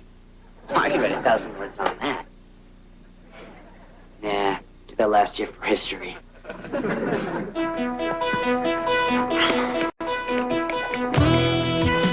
Man's greatest achievement.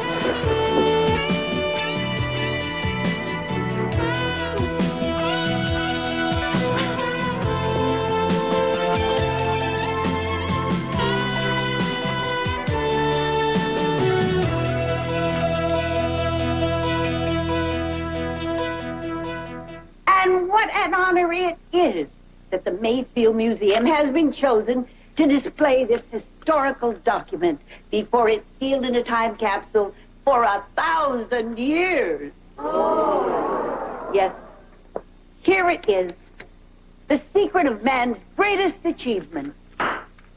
Excuse me, Mayor Cleaver, but are you certain this priceless treasure is perfectly safe?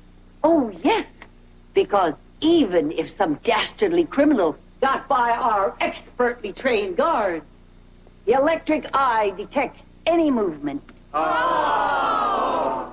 No one can breach this security. No one, Granny? Guard, seize them!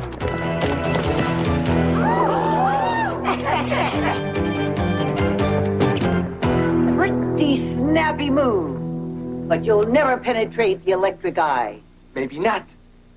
But Turtle Man will. Yikes! It's Turtle Man! Yes, it is I. Nice grammar, Turtle Man. But even you can't get this document without setting off the alarm. Look again, Mayor. Zounds! How did you do that? Simple. I move so slowly. Not only couldn't you see me, it disturbed the electric eye. That doesn't make any sense. Neither does scented toilet paper. Enough chit-chat. Come, thugs. Not so slow, Turtle Man. Oh, thank heavens, it's Super Ninja! Get him, boys!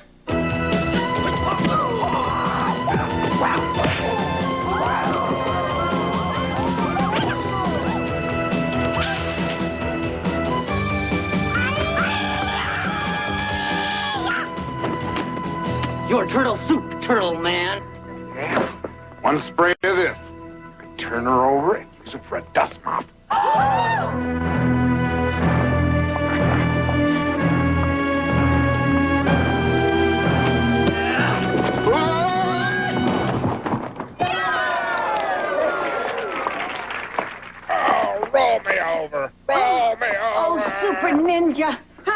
ever thank you? No thanks needed, ma'am. But if I could just have that paper for safety. Oh, I'm way ahead of you. No, wait. I need that. Don't do that. No. Now, man's greatest achievement is safe for the next 1,000 years. No. Oliver? Want some milk and cookies? No, no. Okay, but if you change your mind... Oh, Grandma, wait. Maybe I will. Thanks. How are you doing with your paper? Working hard. It's a killer. I'll never understand why you wait till the last minute to do these things. Hey, I work better under pressure. Then maybe you'd like to know what your father's going to do if you don't finish. Hey, no need, Grandma. I'm almost done. Good.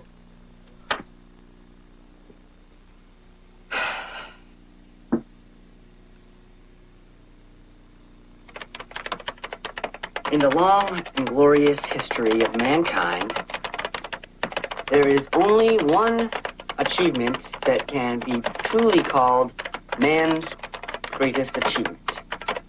And that is... Great. 24 words. Only 976 to go.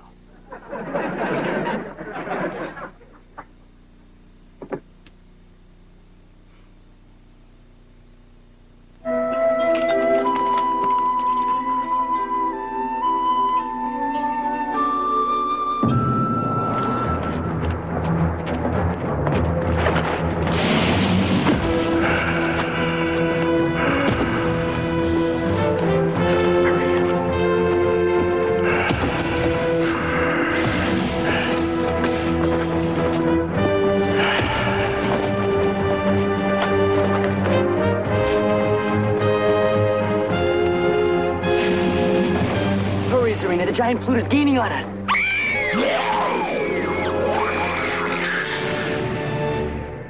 We're safe now. That was close. Oh, Oliver, you saved us. How can we ever thank you? You know, remember I taught you the Earthling kiss? Oh, yes. No. That's how you make bunny shadows on the walls. The kiss is with your lips. Like this? Boy, I'm some terrific teacher. You certainly are. But now you killed the giant Plute. Your mission is over. We'll never see you again. No, please, stop. You can come back to Earth with me. Are you asking us to marry you? Well, sure. I mean, I love you, and you. We'll live in Utah. Oh, Oliver. Well, let's get going. Before we leave, darling, there's one thing we have to know about your world. Anything, my pet. On your planet, what is man's greatest achievement? Actually, I never really wrote that paper. Oh, that changes things. You're not gonna marry me? Worse, we're gonna have to eat you.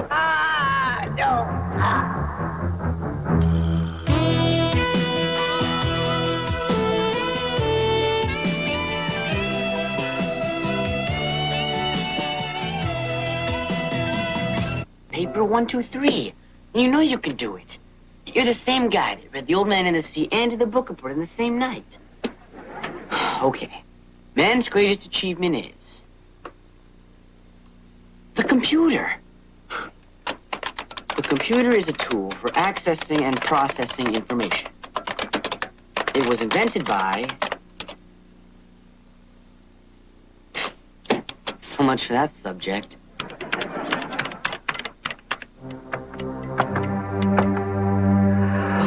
What the...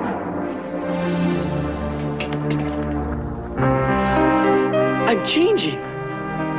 Wait a minute, I've already been through puberty.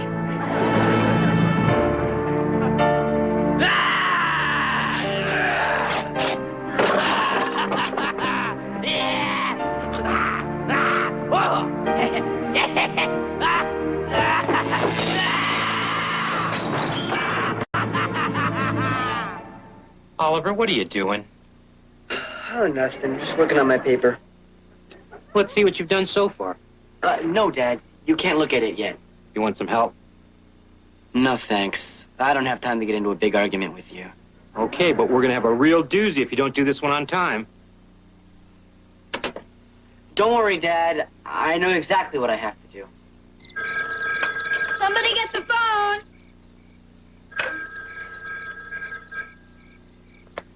Hello? Kelly, you gotta help me. I'm begging you. You're my last chance. My only salvation. Who is this? It's me, Oliver. I don't have a topic for my paper. Oliver, I can't do your work for you. Why not? It'd be too good. The teacher would get suspicious. Look, Kelly, you're my cousin. Come on, I just need a topic. It's not like I'm asking for an organ donation. Oliver, there are a million topics to choose from. Just pick one. It's easy. I don't know. Grape juice in boxes? Okay, so it's not so easy. Come on, Kelly, help me. Oliver, unless you come up with your own idea, you're not going to do a good job. I'm willing to do a mediocre job. I'm not going to tell you. I ain't telling you guys nothing. Come on, Copper. Make it easy on yourself. Tell us what we want to know. You'll never get it out of me. You got spunk.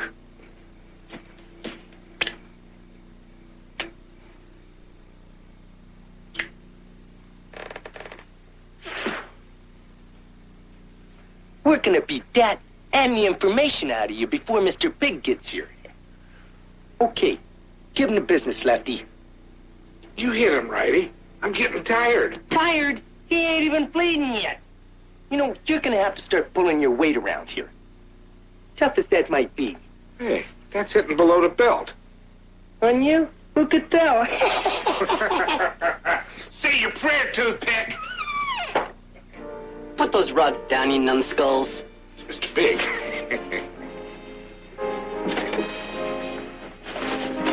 We're just about to get him to talk, Mr. Big. And might I add, you're looking much taller today. He ain't spilling his guts yet.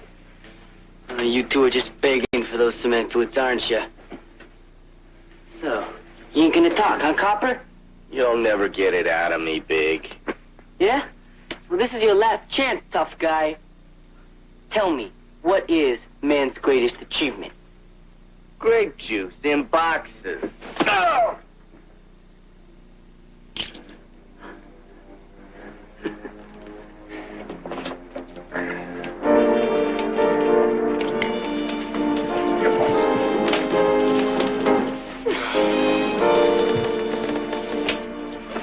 You know, people are a lot like apples. They bruise easy, and you can remove the skin. Only, when you cut the skin off an apple, it don't scream. You don't scare me, Big. Oh, no? Well, how about this? Hey, Big, come here. You want I should rub your neck, Mr. Big? No.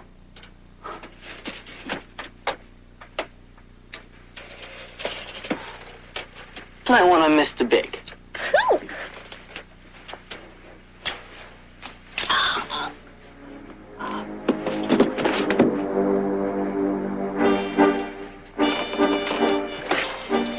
Her, I loved. You, I don't even like. Okay, I'll talk. Man's greatest achievement is... Okay, in there. You're surrounded. Hey, guys, it's the feds. Come on with your hands up. Come on. We gotta blast our way out of here. Right behind you, Mr. Big.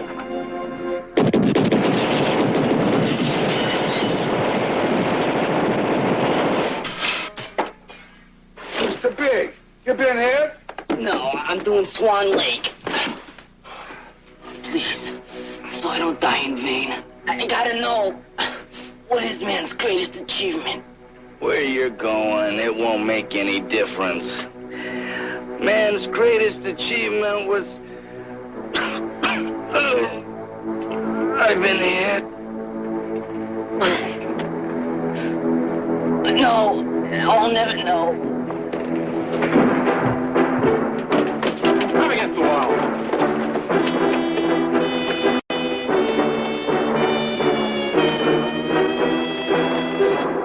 I'm in big trouble here. There's gotta be something. Seedless watermelon? Call waiting? Perfume samples in magazines.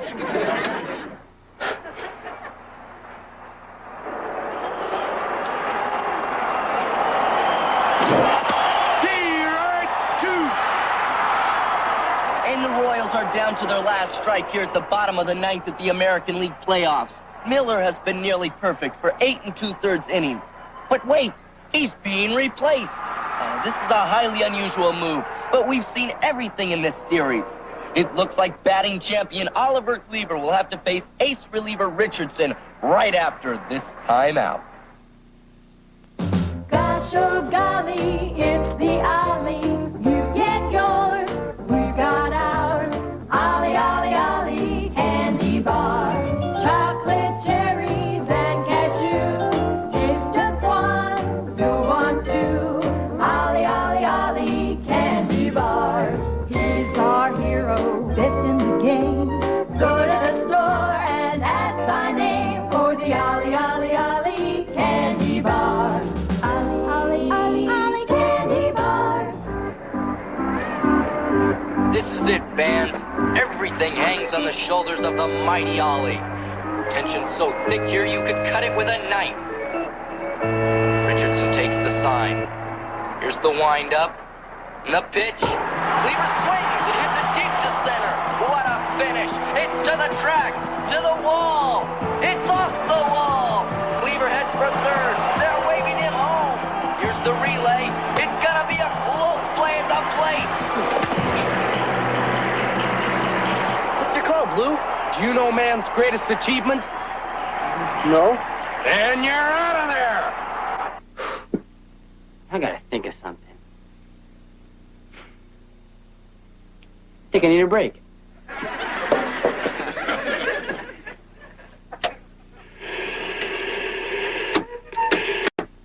Interesting, Mother Kelp. Mother, I have to go now. I have to take the strings off the pot rolls before Howard gets home. Bye-bye.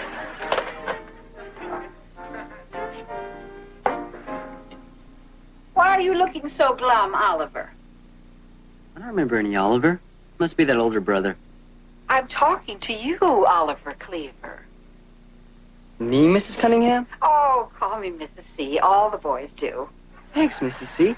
Now tell me, why are you being such a gloomy Gus? Aren't you enjoying the show? It's a really good one. The Fonz jumps over a shark. It's not that. I have a paper due tomorrow, and I don't know what to write about.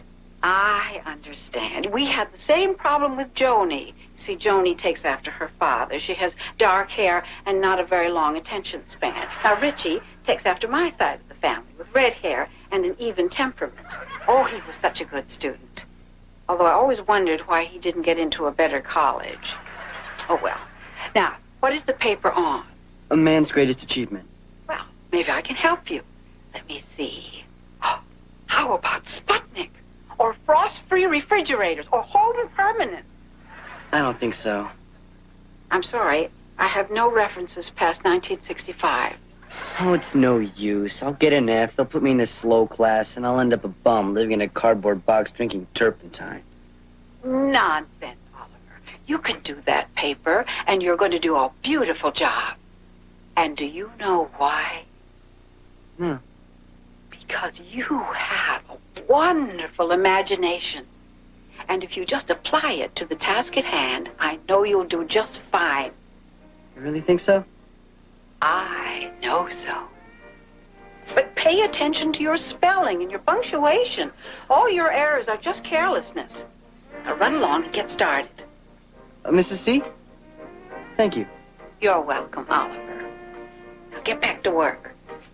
And may all your days be happy days. That's our little joke around here.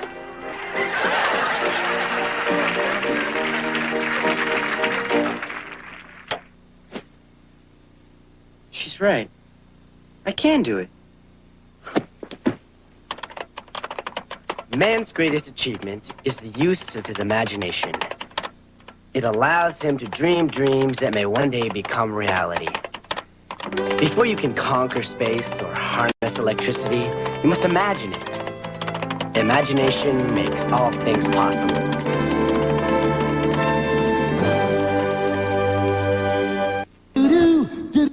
Fear don't enter into this man's thinking. Revisit a classic with The Duke, True Grit, starring John Wayne, this Saturday night at 9. Then catch another Oscar winner when a mysterious gunman takes on Wild West terrors in Shane, starring Alan Ladd, Sunday at 2 on YTV.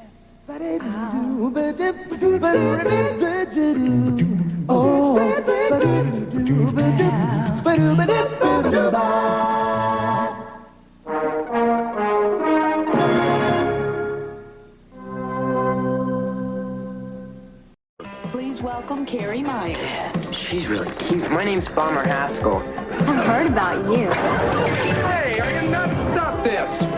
Sir, he accused me of stealing his wench. Did you? Of course. Get you off the old block.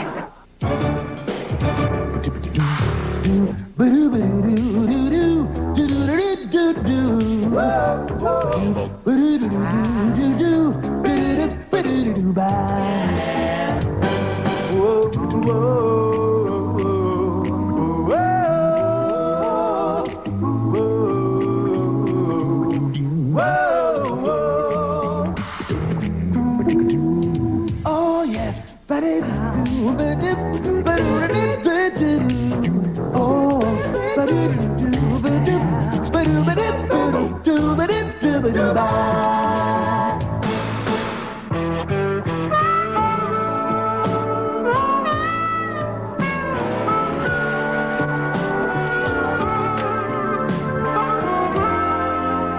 That's it, class. Time's up. Pencils down. Pass your papers to the front.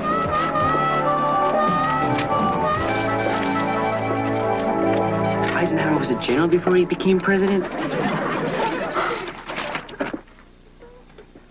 Mr. Haskell, what is that smell? Oh, that'd be the scoofer. I'm doing a little extra credit project for biology. That's admirable, Bomber, but it would be nice if you could direct some of that enthusiasm to a subject other than dissection. I'll certainly make an effort.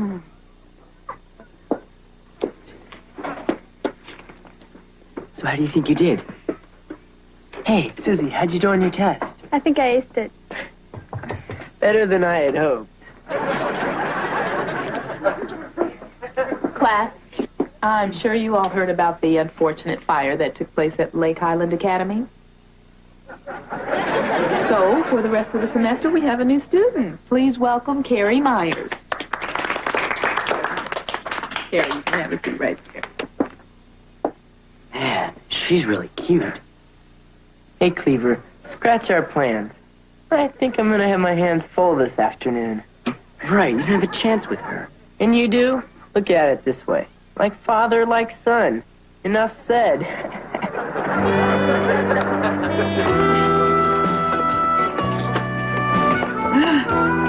This kid is visiting his mother. Kevin, you sleep with Oliver. Kelly can double up with me. You and Wally can have Beaver's room. And Beaver can move down into the den. Oh, June, it seems like such an inconvenience. We could still get a room in a hotel while the house is being fumigated. I wouldn't hear of it. Well, if we're any trouble at all, just say so. Trouble? How could you be trouble? You're family.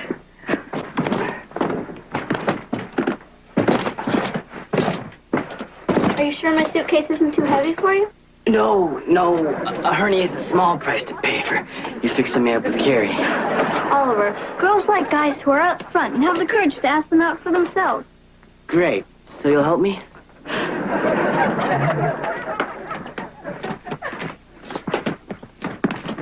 can't believe this, Eddie. Why do I put up with you? We're 6 months behind and now this. Hey, Sam, I'm getting you a $2,000 tent job for $1,200. Where's your gratitude? Okay.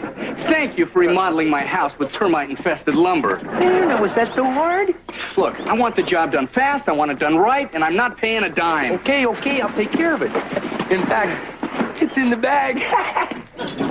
Okay, Bugsy, give him the gas. Hey, guys, wait a minute. I'm still in here. Hey, let me out. Hey, come on, hurry up. I'm in here. Let me out of here. Hurry up. Get out. Here. Come on. You almost gassed me. Almost only Celts and horseshoes.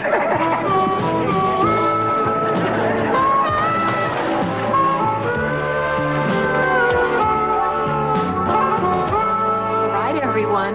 Choose your cooking partners. And hopefully this time someone will choose Irwin. Here's your chance, Ollie. Pick Carrie. Oh, wouldn't that be a bit obvious? Oliver, you're a smart, funny, popular guy. Just go ask her. I am pretty funny, aren't I? Hey, did I ever tell you the one about the Englishman? Just do it.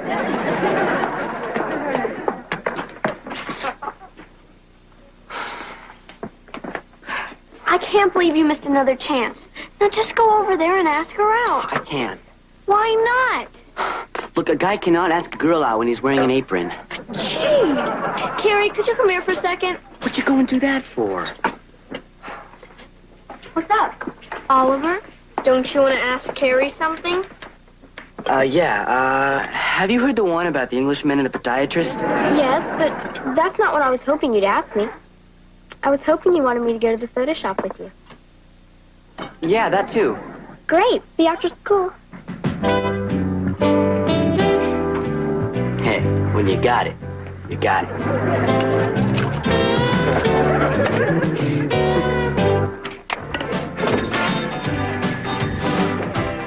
Oliver, you really don't have to carry my things. Hey, who wouldn't want to carry the books of someone as intelligent, sensitive, and lovely as you? Oliver, you know me so well.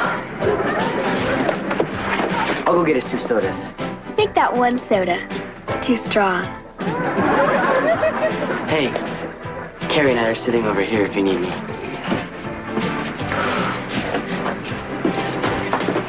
One chocolate soda, 2 straws. When you got it, you got it. Kelly, I really owe you for this one. I've never felt so alive. I think I'll grow a mustache. Oh, good afternoon, young maiden. You haven't had the pleasure of meeting me yet, but my name's Bomber Haskell. I've heard about you. Probably the condensed version. Want to dance? For starters, Our parents will like each other. My father's divorced, and her mother's divorced. Hey, a double wedding. Well, I gotta go. I miss her. It's like we breathe for each other.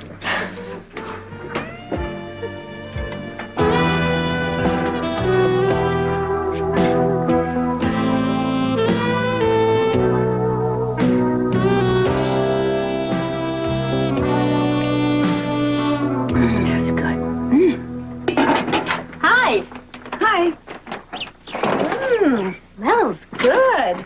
Thanks. Beaver's favorite.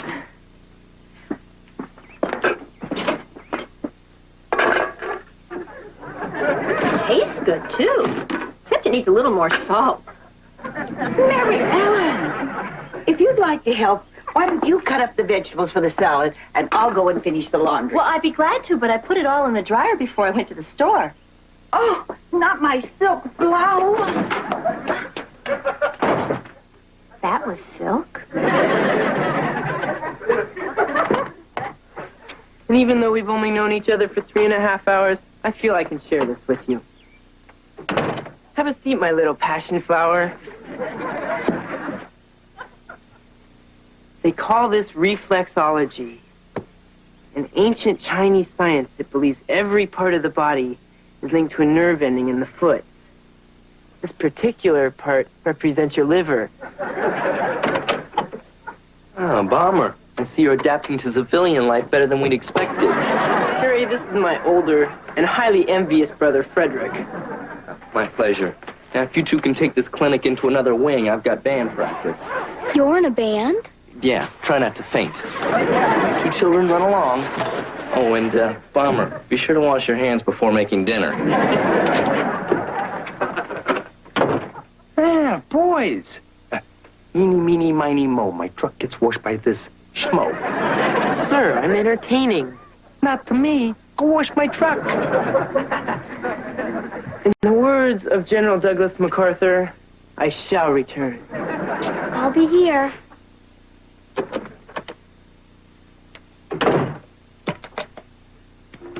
So, how long have you been in a band? Since I found out what those guys in Menudo make.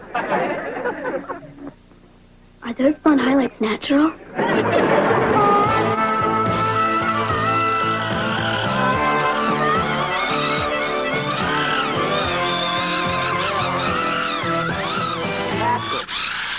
I want to talk to you about Carrie. She's got nice legs, doesn't she? You know what I mean. Hey, bro, I never wanted anything to come between us, but if I can learn to live with it, so can you. Man, you're a creep. Yes, I am. But at least I'm a creep with a girlfriend.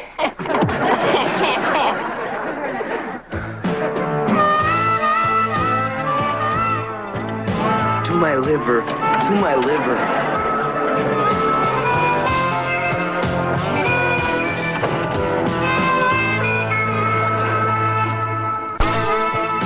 Afternoon, younger bro. Where's the little woman? Or should I say, the stolen little woman? She's out restringing my tennis racket. And Carrie's quite a girl. Tell me about it. I finally find someone interested in the torture instruments of the 16th century, and you steal her away. Hey, I hope there's no hard feelings. Hey, who do you think you are, Dad? In military school, when two men have a dispute over territorial rights, there's only one solution. Gee, I don't know. Splitting her down the middle seems a little barbaric. Defend yourself. You've got to be kidding. I must warn you, I was champion at Vicksburg Academy for 5 years. On guard. Right, and I must warn you. I cheat.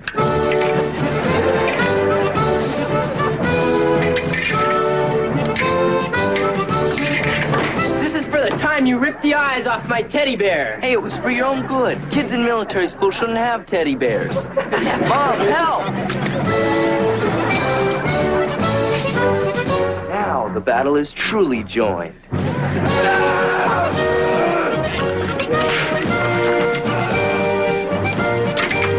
In the 9 years I was away, you sent me one lousy letter. And what was in it? Teddy's eyes. Hey, are you nuts? Stop this. Sir, he accused me of stealing his wench. Did you? Of course. Chip off the old block. But as a parent, it tears me up to see you settle a problem like this. Dancing and prancing like two little sissy boys. Now get outside and beat the tar out of each other like real men. Wally, have you seen the newspaper? Yeah, the Far Side was pretty funny today, huh? I wouldn't know. Have you seen the business section? Oh, whoops. I guess it's under the space shuttle here. Never mind. I'll watch the late market report on the news. Dad, it's Sesame Street time. Kevin, your Uncle Beaver's watching something. But it's Big Bert's birthday today. We'll go upstairs and watch it there. But it's too fuzzy. I want to watch it here. I want to watch it here. I want to watch it here. I want to watch it here. Now listen, it's time you learn some respect for the word no, young man. I want to watch it here. Hey, Wally, let him watch the show. Absolutely not. Now, this is your house. You can watch whatever you want. Now, you yell all you want, young man. We are not paying any attention to you. You hear me? Now listen, this is no way to behave, Kevin. Will you please stop yelling? This is Beaver's house. If he wants to watch the news on TV, he can watch the news. Now come on, be a big boy, will you, Kevin? Mary Ellen! Mary Ellen, help! Well, Mama, I'm going to the office and do a little paperwork. Okay, what time will you be home? What time does Kevin go to sleep? Hello. Hi, Freddie. Good evening, Mrs. Cleaver. And may I say the aroma of a well-cooked dinner still permeates the room. We had pizza, Freddie. And under your care, even pizza smells homemade. Oh, I'm returning some of Kip's equipment. Where would you like it? Up in his room, it'd be fine. You got it. Okay, upstairs. Second door on the right. Oh, I'm sorry. Mrs. Cleaver, this is Carrie. Carrie, the stairs are through there. And don't dawdle. You still have to finish my term paper. Did you want that single or double spaced? Yeah, try it both ways and I'll take a look.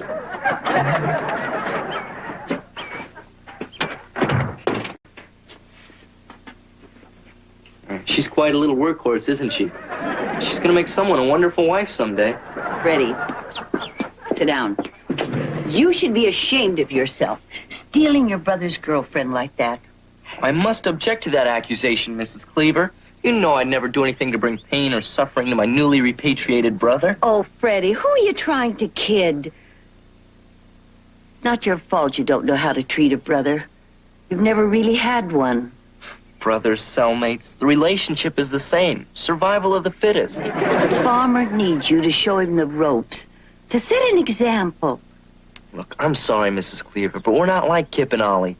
I mean, comparing us to the Cleavers is like comparing apples and hand grenades. Freddie, girls come and go, but a brother is a brother for life.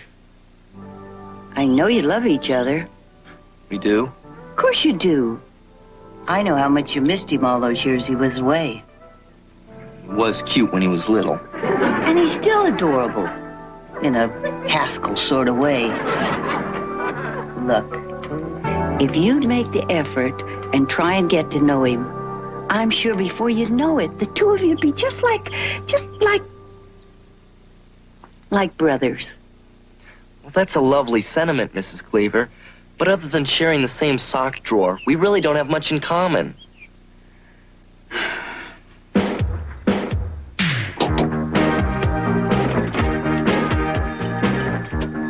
Candy, what a pleasant surprise. Hi, Freddie. I haven't seen you since the video. How's the band? Oh, we're doing great. In fact, I was thinking about writing a song about you. You would really write a song about me? Sure. Of course, we'd have to spend a lot of time together so I could get inspired.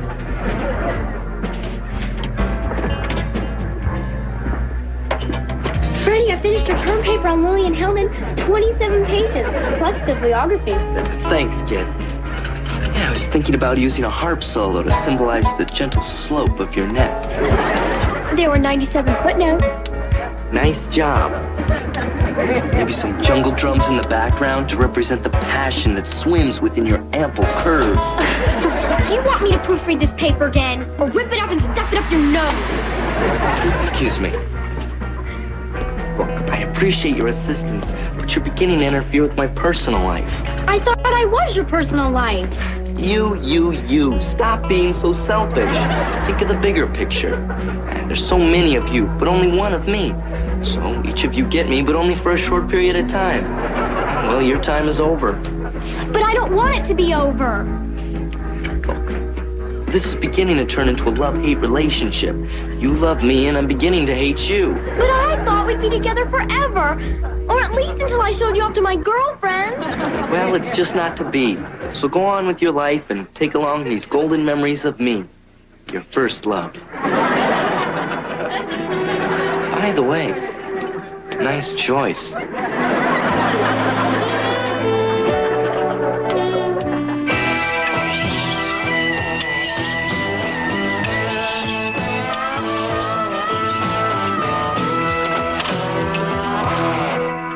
Good afternoon, Bomber. Lovely day, isn't it? Silent treatment. Well, that's okay, because all you have to do is listen.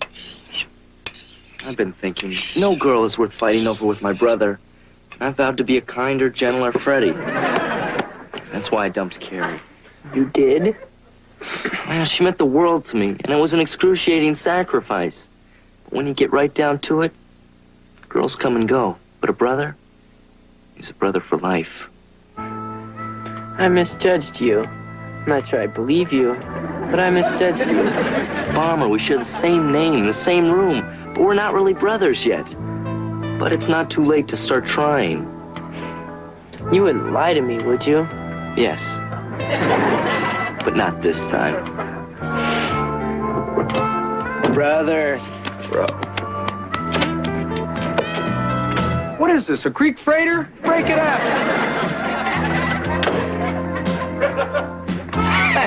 There, that's rough.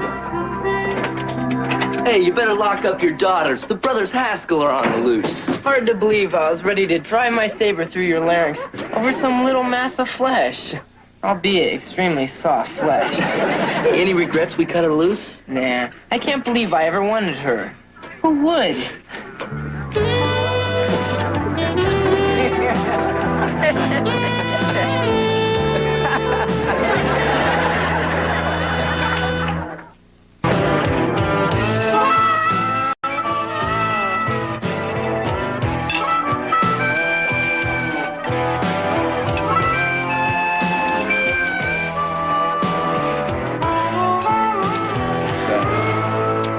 cornbread. Thanks. I made it in home ec.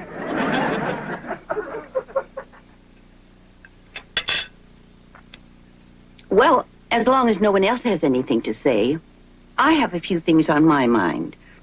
Here it comes. Now, we've all been through a very stressful time. Two families living on top of each other, getting in each other's way. There's bound to be stress. No. Not really. No, it's true. There have been times, like Mary Ellen ruining my blouse. Borrowed razors. Roommates who snore. Mary Ellen ruining my soup. But we made it.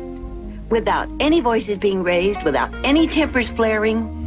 I think that says a whole lot for our two families. You know, I think you're right, Mom. And speaking for the visiting team, I just want to say thanks for having us. Yeah, thank you. Terrific. Do we got to go home tomorrow? Yes. Who says the American family is dead? Yours is thriving, as are those colonies of termites next door. What? Slight miscalculation. Bugsy used enough gas for 300 square feet instead of 3,000. You've got to be kidding. But hey, what's another 3 days together when people get along like you do? Well, good night and God bless. 3 more days? Well, all right, now, now, I do think we have to talk about something.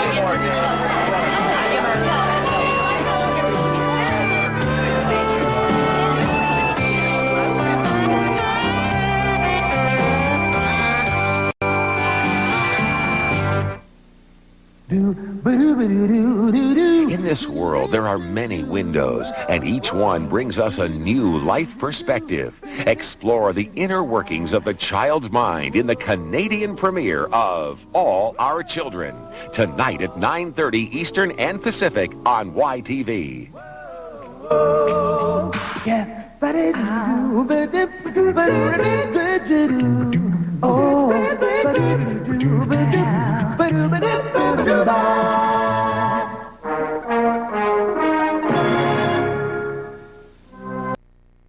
It's the new Leave It to Beaver.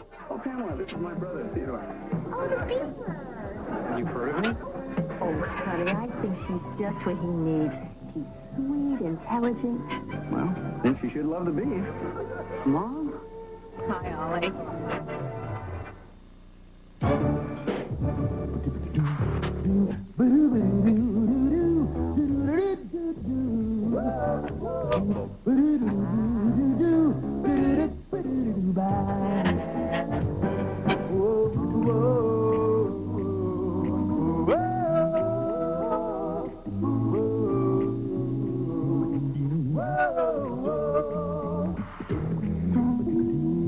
Oh, yes.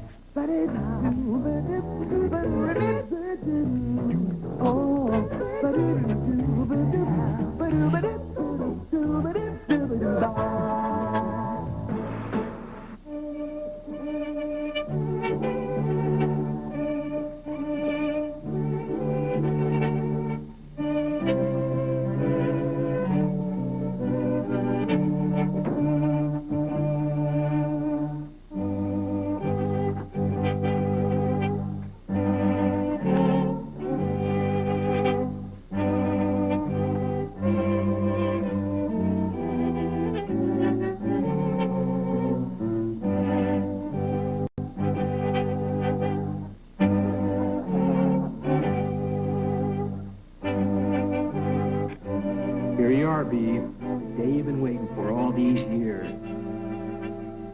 How did I ever get into this mess?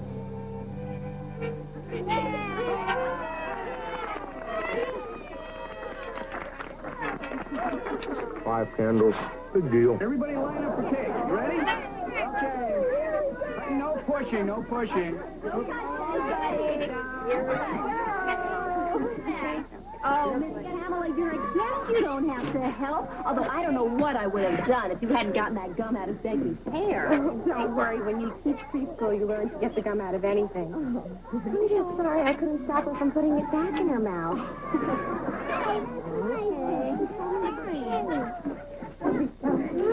I can't believe we have 4 graduations coming up. Kip and Oliver's and Kelly's and mine. I know what you mean. There are 3 in my family. You want some punch? 3? Yeah, Bomber from 8th grade, Freddie from high school, and me from bartending school. You're going to be a bartender? No, Eddie felt it was time we shared a common interest.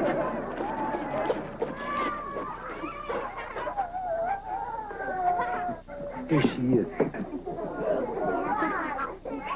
She's the one that's been calling me and hanging out. Be careful, Gregory. Piece of cake? Well, I can be if you play your cards right. Thanks.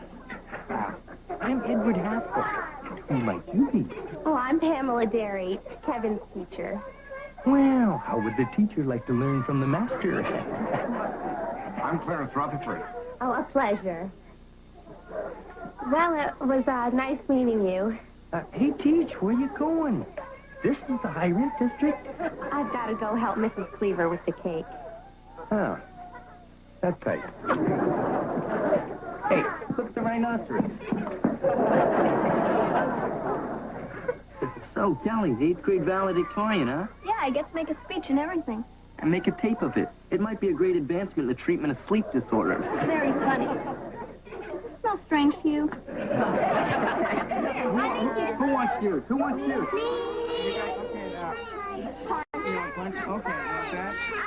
I can't believe we're finally getting out after 8 years in the Grant Avenue Penitentiary. Yeah, the joy of that momentous day is still firmly etched in my mind. I let 3 gopher snakes in the girls' chorus while they sang We've Only Just Begun. Ooh, gopher snakes. I'm surprised they didn't recruit you to assassinate Castro. What, are you saying you could disrupt a graduation better than I could? We'll see. Oh, don't have any chocolate ice cream. They had chocolate cake, huh?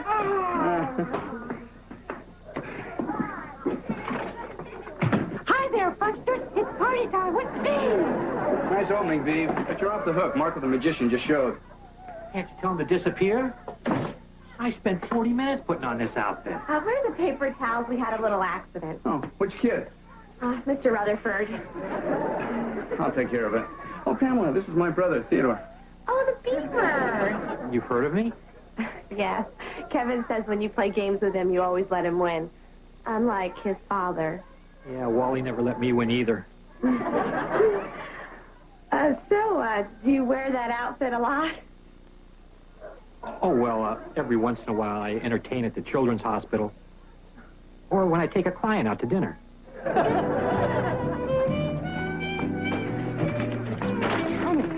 Look at that. Yeah, the Beaver was pretty stupid, huh? No. He and Miss Pamela.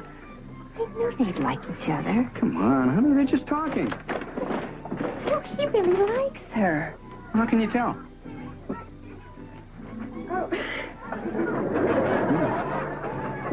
Oh, honey, I think she's just what he needs. She's sweet, intelligent. She loves kids. Well, then she should love the Beef. Thanks. I had a really great time. I'm glad. A lot of women don't like go-kart racing. I'm sorry I ran you off the road. Some people say helmets aren't important. Well, good night. Good night. I guess I better get going. I mean, it's school night for you. Not for me. I graduated a long time ago. Not that long ago. I'll call you.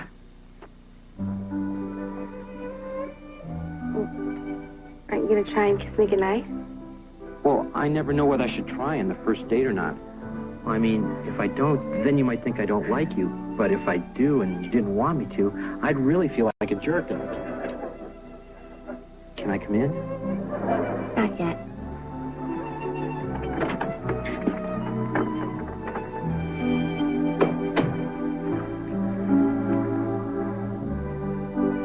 I couldn't have been happier those first few months. Aren't you through yet? Oh, most of my little peach pit. Well, you better get moving, because you still have to sweep the chimney, clean out the attic, and take me out to a very expensive restaurant. Kurt, have you even considered the possibility that your mother merely misplaced her Social Security check? Not for a millisecond. But sweetness, the dizzy spells are coming back. Fine, you sit there and rest, and I'll call the police.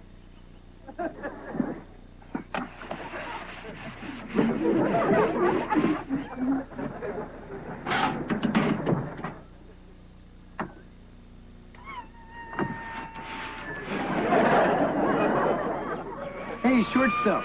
How goes the Beav's hunt for a new maid? Huh? Miss Pamela, the teacher that settled for your dad when she found out I was unavailable. Oh, her. She's all right. I don't know a shrink in the country that would say she's all right after 4 months with the Beavers. How come you're always making fun of my dad? How much time you got? Hey, guys. Want to watch me launch my rocket? Can't. We're grounded. Even though we testified against our father, we weren't granted immunity. How about tomorrow? I can't. My dad and his girlfriend are taking me to the zoo. It's starting already. Worse than we thought. What do you mean? How sick are you? It's as plain as a zit on your face. Yeah, your dad's getting ready to close the deal. He wants to make sure you like her so you won't make it stink. Why would I want to make a stink? Once they're married, your dad won't have time for you. Kip will be going away to college, and you'll be all alone. Till they have a baby. Of course, then you'll lose your room. No, my dad's not like that. No, but she is. And this Pamela dame will be nice for a while. She'll give you presents and kiss you on the cheek. But as soon as your old man slips a ring on her finger, he'll ship you off to military school and put your grandmother in a home.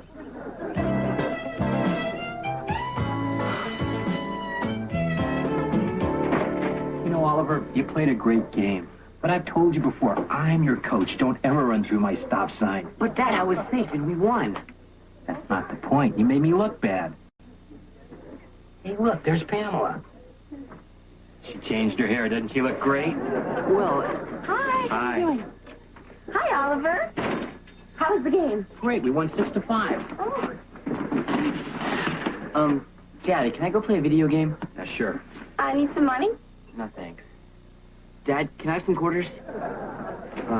Yeah. Thanks. I'm sorry. He's usually not like that when we win. Oh, I understand. All of a sudden, there's someone else in your life. He'll come around. I sure hope so. Listen, I was shopping today, and I saw something I think he'll like.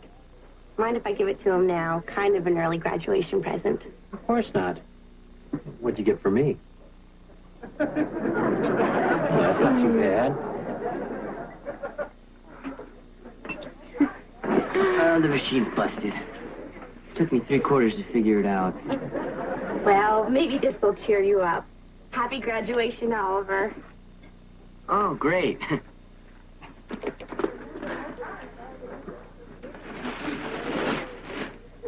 Oh, a shirt. And a white one. What do you say? Thanks. Well, I think I'm gonna go see if that jukebox is working. I guess I should have gotten him the BB gun.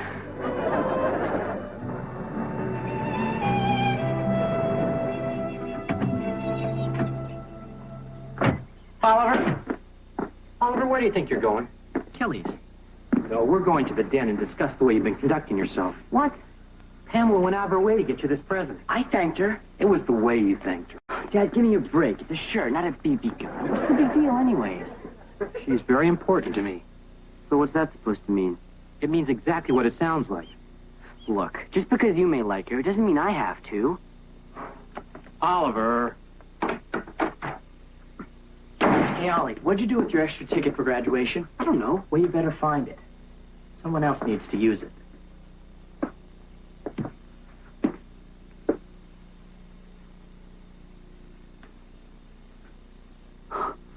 Mom? Hi, Ollie. I can't believe you're here. I'm here. Oh, would I miss my son's graduation, huh? Look at you. Jim, what on earth have you been feeding him? Everything the beaver doesn't grab first.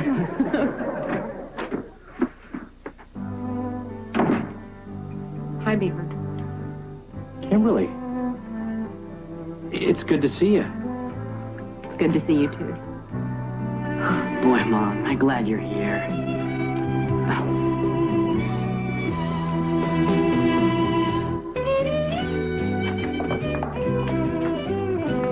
Mary Ellen? Hi. Do you have any room in your refrigerator? Mine is packed. Oh, sure. Just move Kelly's science project. So, do you think Kimberly's going to move back from Italy? Well, she's looking for a place to open a veterinary practice. She says that she wants to be closer to her family. Well, isn't it a little late for that? The boys are almost grown. And what about that Count Rossini she was engaged to? Talking about Aunt Kimberly? Go on. Was she really going out with a count? Don't you have a speech to prepare for? I already typed it. Proof it. I did. Memorize it. I never get to hear the juicy stuff. Mary Ellen, maybe we're getting a little ahead of ourselves. Kimberly is here now, and we should try to be nice to her for the boys' sake. No, I suppose you're right. But it just galls me that after 5 years and all that Italian food, look at that figure.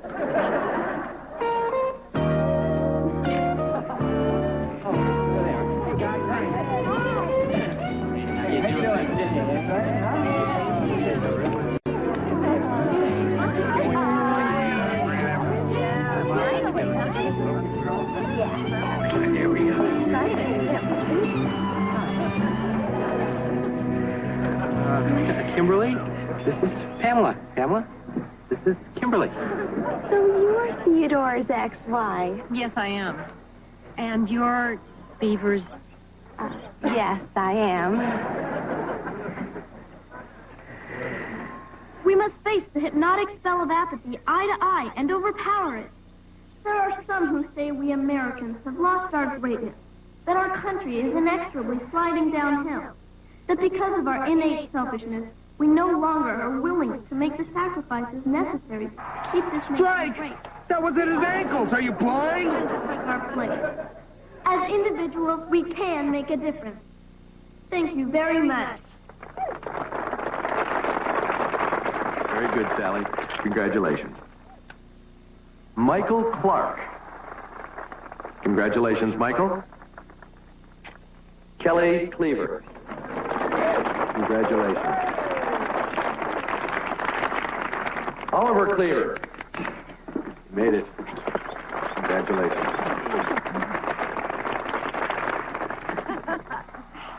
George Dean. Very good, George. Come on up here. Carol Derrick. What I just... Move away from the stage. That's it. Move back. Do not panic. Please, stay calm. Stay calm. Now move away from the stage here, everyone. Move towards the rear. That's it. Please remain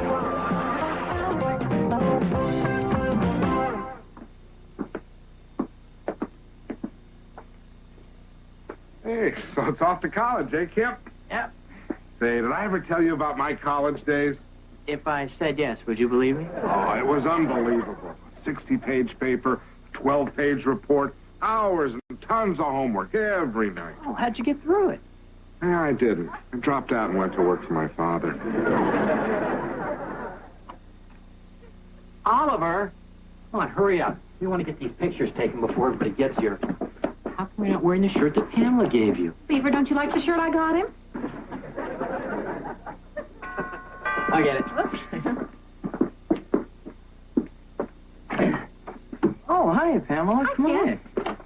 Ooh, crispy treats. I love those. Oh, help yourself. Thanks. So, how's the graduate feeling? Looking forward to being a college man?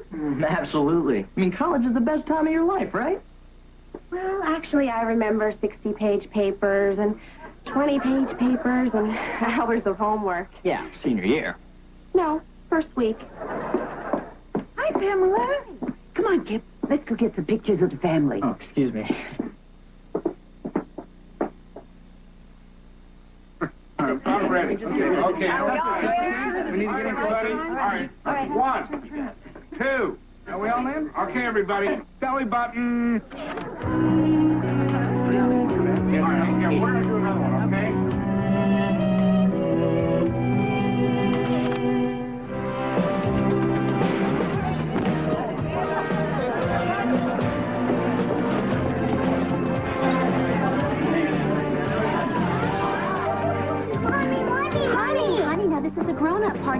behave yourself. Darling, why don't you go upstairs and play in the boys' room? I tried. There's a bunch of guys up there kissing girls.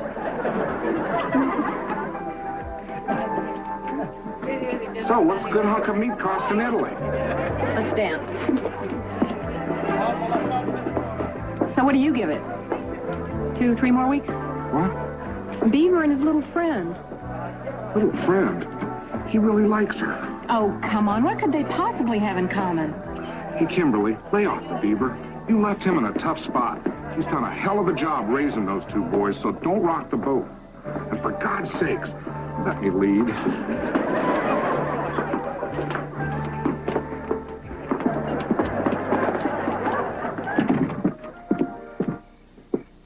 Do you realize that this is our 4-month anniversary? You mean it's been 4 months since you picked up that clown at Kevin's party? Mom, it's late. Where are you going? To the Pi-Fi house. My graduation party's just starting. Don't wait up. Now, where were we? Come on, boys. Great party. Yeah, great party. I cleaned the bathroom as best I could.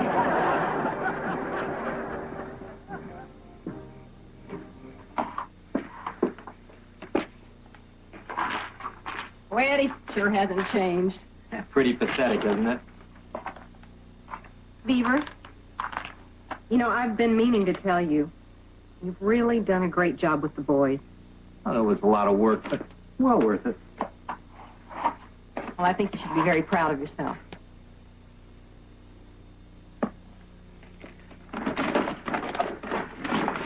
Well, you should too. I mean, studying veterinary medicine in a foreign country and... Gee, I had trouble just learning stuff in English. Yeah, well, you know, coming home to an empty apartment at the end of 12 hours kind of makes you lonely. Tell me about it. Did I tell you that Oliver's baseball team won its last 2 games? No, you didn't. That's great. Does he still run through your sign? Every time. Well, that's our Ollie.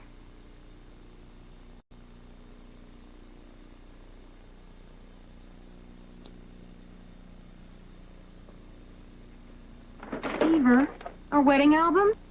I can't believe you didn't throw this away. I thought about it, but then I remembered how much the photographer charged. I haven't seen this in years. Look! There's Eddie making devil's horns behind the minister's head. My sideburns really that long? Yes. Oh, boy, we look so young. We were. Everything was so wonderful then. And it was so perfect.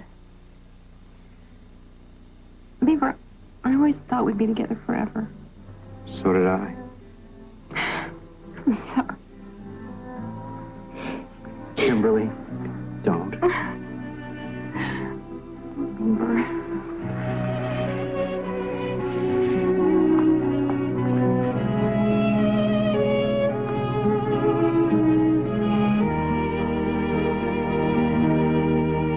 The new Leave It to Beaver. Kimberly, you remember Pamela? Pamela Kimberly? Kimberly Pamela? Of course.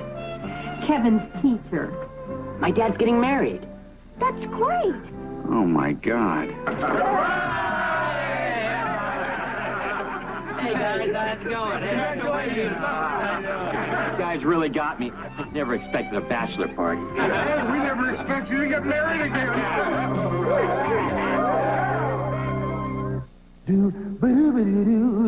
Tomorrow, 86 gets X'd by chaotic powers that get smart.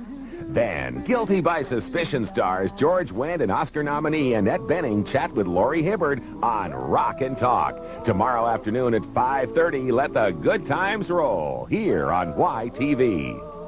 Yeah.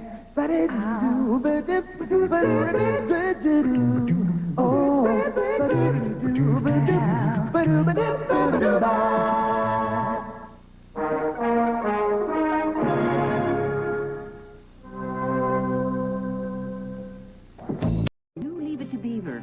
Look, he really likes her. How can you tell? Oh, I'll call you. that'd be nice. Aren't you gonna try and kiss me goodnight? Look, just because you may like her doesn't mean I have to. Mom? Hi, Ollie.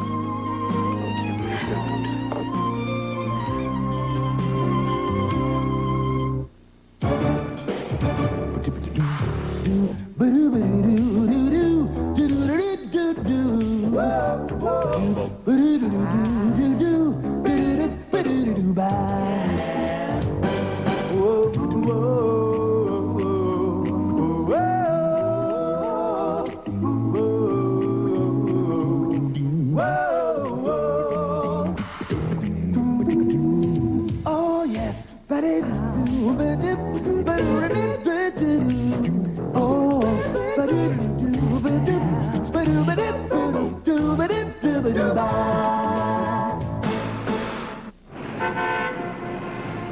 Dad, how could you send me home? I was out by 20 feet. The guy made a lucky throw. It was hit to the pitcher. He hadn't thrown a strike all day. Oh, hey, there's one. Let's sit over there. I heard you got thrown out. It was close. What can I get you? I think I'll have... She'll have a double banana split, hold the whipped cream and nuts. Oh, Beaver, you remembered. I remember a lot of things. Yeah, except when to send the guy home from third. What order? I think a banana split sounds good. I'll make that 3. I'm gonna try to get this stain out of my blouse. Thanks for stepping in front of me when that lady threw the snow cone. You know, I think she had a better run than her kid. You know, Dad, this is so great. It's just like the old days, only you and Mom aren't fighting all the time. It's Pamela. Hi, strangers. Hi. Hello, Miss Derry. Oh, Oliver, please call me Pamela. Wow, I haven't seen you since the graduation party. That was fun, wasn't it? Yeah, the best. Dad, I think I'm gonna go see what's holding our splits. Oh, I sure could use a soda. I have been licking Gold Stars all afternoon. Maybe you should go home and rest your tongue. Oh, I appreciate so much concern from someone who hasn't called me in 2 weeks. Oh, well, you know, I've just had a ton of work. Hi. Hi. Kimberly, you remember Pamela? Pamela Kimberly? Kimberly Pamela? Of course. Kevin's teacher. So how have you been? Just fine. Oh, would you like to join us? Well, I wouldn't want to intrude. Well, whatever you prefer. Well, I better be going. One of the kids in my class is having a birthday party tomorrow, and I have to go. Pamela. Pamela, wait. I was going to call you, but you just never got around to it. Yeah. And I guess now you won't be calling me at all. No, I don't. We go out for 4 months and have a great time. I thought we had something. Guess I was just fooling myself. No, you weren't. It's just for Kimberly and I, it just kind of happened. It just kind of happened. I'm sorry. I hear that enough in my classroom. Oliver must be very happy. Yes, he is. Well, I wish you all the luck in the world.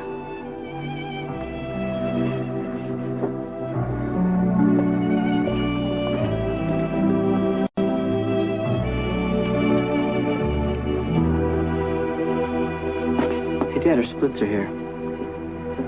You all right? Yeah, champ.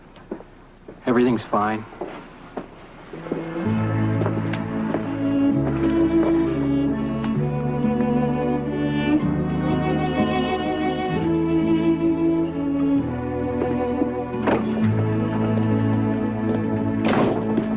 Hey, Kelly. Are you going riding?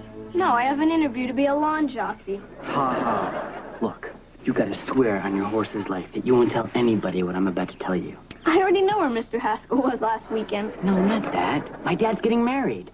That's great. To who? Mom, isn't that cool? It's just like the Parent Trap. only I'm not twins. How do you know they're getting married? I heard him ask her. Really? What did he say? Well, I didn't catch all of it. The bedroom door's pretty thick. But it went something like, Kimberly, it's wonderful to have you back in my life again. But this time, I'd like it to be forever. Then what happened? Well, I'm not sure. But I did hear a lot of, oh, Kimberly, oh, Beaver, oh, Kimberly, oh, Beaver. Wow, that's so romantic. Thanks for telling me. Sure. But remember, it's our little secret. Right.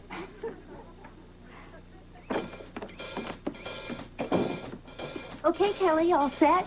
Mom, don't tell anybody, but you'll never Believe this. Beaver's getting married. Hey, that's great. You know, the first time I saw he and Pamela together, I knew there was some sort of chemistry. He's marrying Kimberly. Oh, my God. He hasn't told anyone yet. Oliver overheard him propose. I never thought they'd get back together. What about Pamela? Well, I don't know. I liked her too, but who knows? Maybe this is the best thing for him. You really think so? No. I mean, just 3 months ago, she was engaged to Count What's-His-Name. Well, maybe she broke it off to come home and be with her family. Now that she's got a career, she might be ready to settle down. Well, I suppose it's possible. I mean, the Beav's really changed. He's much more confident. He's very successful. Boy, I'll say. You know, he made more money than I did last year. He did? Yeah. Well, what are we supposed to do about the wedding? Just wish him the best and pretend we never meant all those things we said about her? Guess we have no choice. No. Your brother really made more money than you did? Don't tell Mom, though.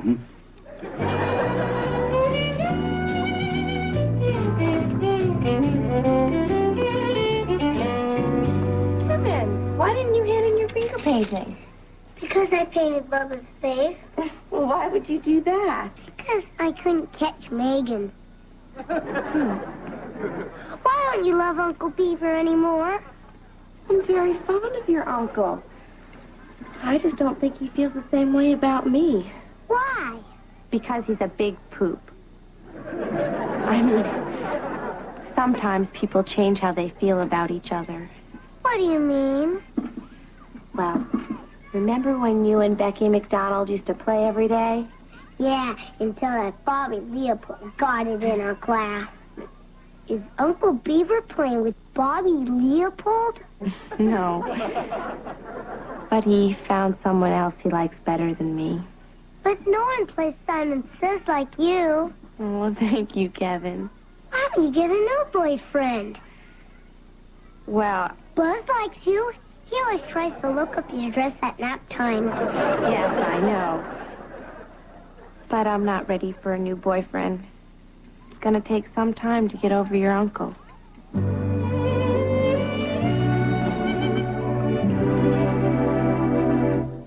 No, my wife is in there. Oh, come on, Lumpy. We said we wouldn't kid him about that anymore. Eddie. Great, he stiffed us again. I should have known something was wrong when he offered to pay for dinner. Hey, guys, how's it going? Congratulations. Oh, you really got me. I never expected a bachelor party. Hey, we never expect you to get married again. So you're doing a repeat performance, huh, Beef? Hey, Vishnu. No, it's just plain old Larry Mondello again. My parents got me deprogrammed. And Dad made me a partner in his linoleum business. Life's great. Yeah. Well, sometimes I go into a chant in the middle of a sales pitch, but they say that'll go away in time. It's nice to see you, but where's Richard and Whitey and Gilbert? Oh, they all said they'd love to be here until they found out who you were marrying. Hey, Beef, what do you want to drink? Beer or champagne? Oh, champagne. Great. While you're at the liquor store, pick me up some beer nuts.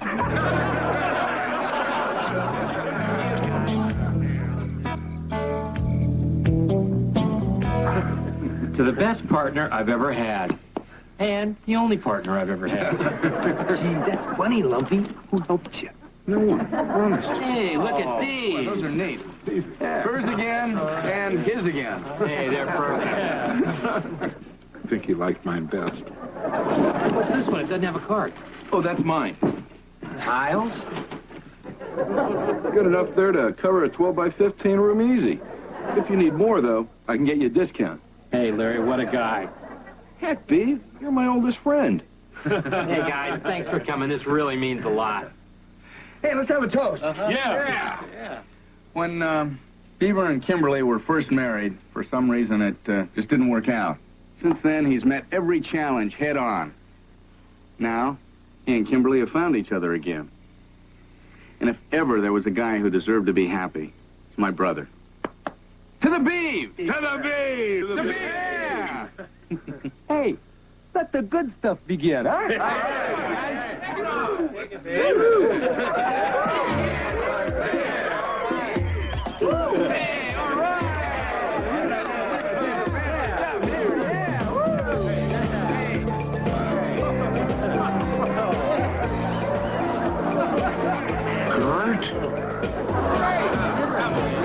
What's the problem? Her body's not that bad.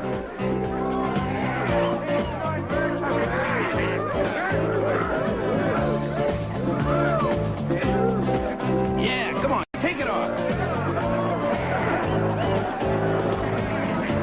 Come on, honey. Use the stuff that got you me. I can't believe you're making your wife do this. If she wants a new dress, let her earn it.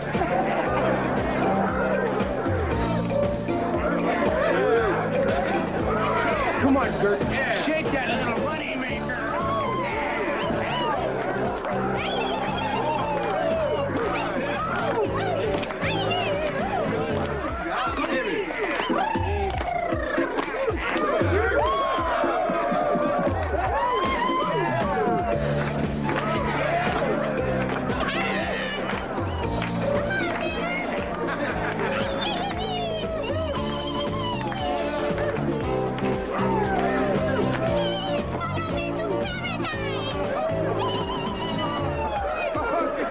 That's enough. Hey, guys. Gert, Larry, that's my wife. Gert. God's sake, woman.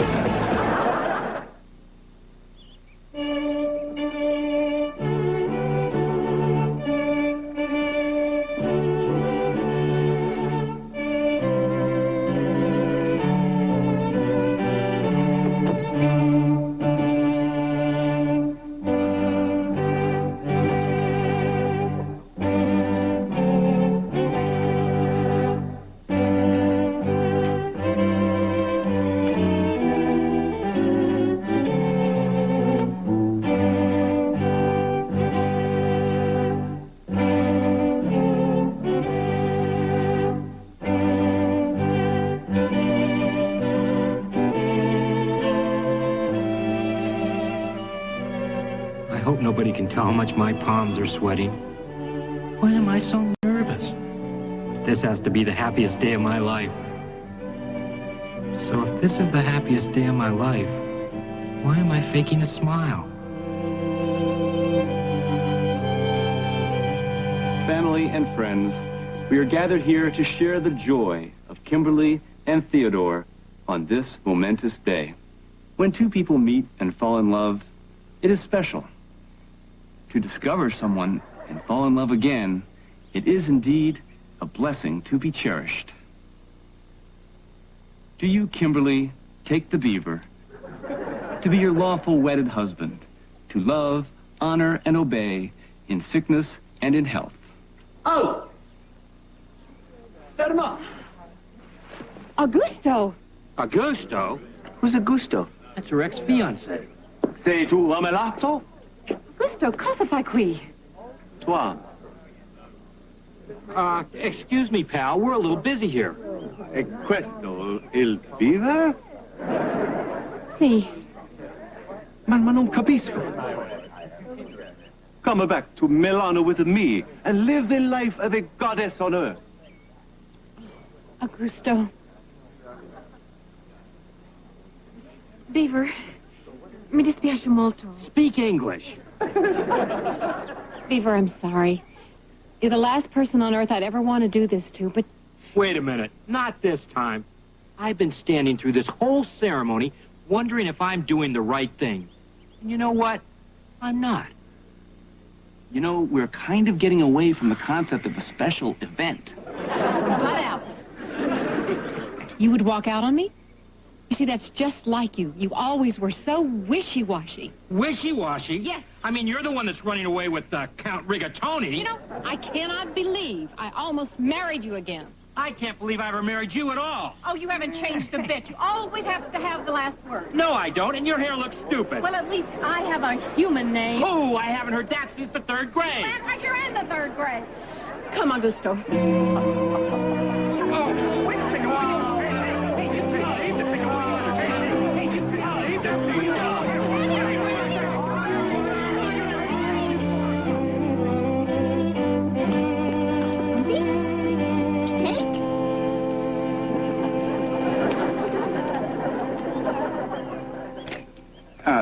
Thanks. That should be enough for today. Hey, Pete. You gotta look at the bright side. She could have dumped you after you had a kid. Then you'd have to go through the long, lonely, solemn process of raising it by yourself. Like you did before. Excuse me. Nice going, Eddie. You know, the guy's crushed. Don't you ever think before you talk? Sure, I thought about it. I couldn't wait to say it.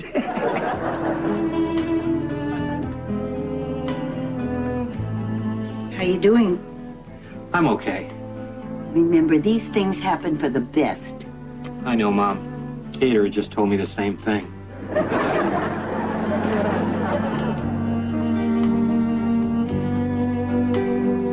Ollie, don't you want any wedding cake? Don't call it that. Hi, guys. Hey, Dad. Good afternoon, Mr. Cleaver. May I say that old axiom's true. Everyone looks good in a tuxedo. Thanks a lot, Freddie. I'd like to be alone with Kip and Oliver. Well, after today's debacle, you'll have plenty of time for that. Idiot. Don't you know how to keep your mouth shut? How's it going, guys? Well, cake's good. What did your mother have to say? Basically just arrivederci. Oh. Here's your credit card. Mom says they cannot pay you back for the ticket. Guys, it's been a rough day on all of us. We've been through this before. We can survive. Dad, today at the ceremony, you said you weren't sure if you were doing the right thing. Did you really mean that? I guess so. Unfortunately, your mother beat me to the punch. Were you gonna marry Mom again just for Kip and me? Well, when I saw how happy you were with your mother, I just wanted you to be like that all the time. You were gonna do all that just for us? Parents will do things for their children that they wouldn't do for anyone else in the world. Yeah, but you've already done plenty. Thanks. It would have been nice to be a family again. Dad, we are a family.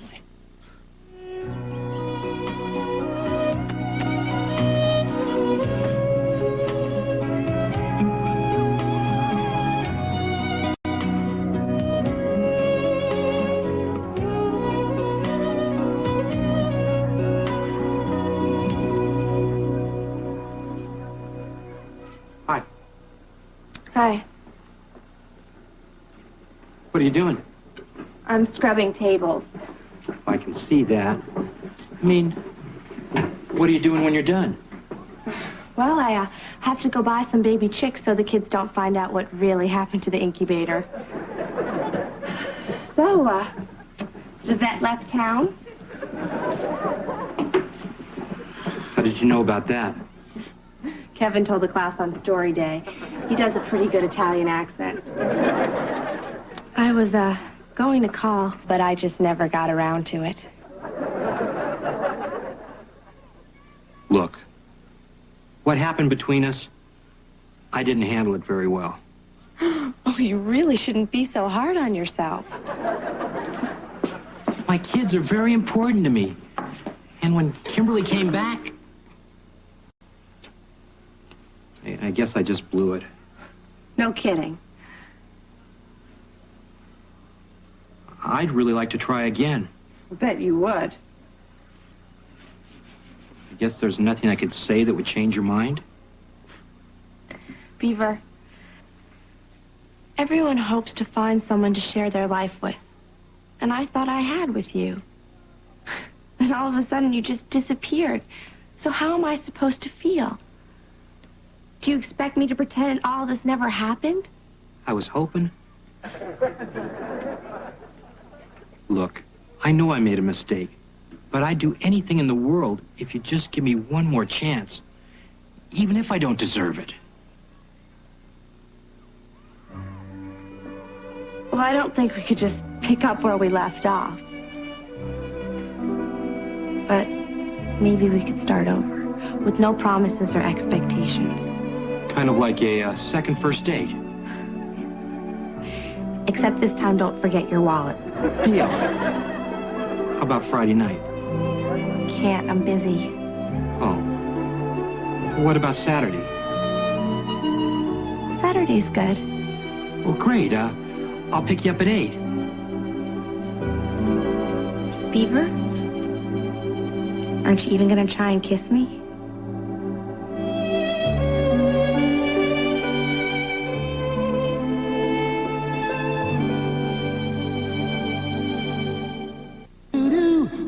A windfall of francs puts the police onto Alec and bank robbers hot on his trail. France will never be the same. Mickey Rooney stars in The Adventures of the Black Stallion tomorrow night at 8:30 Eastern and Pacific on YTV. Whoa, whoa, yeah,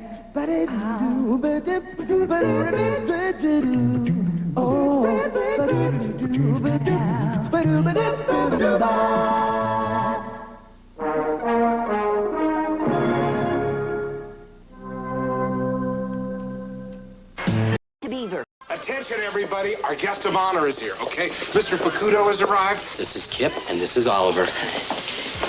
There are many beautiful things to see in America.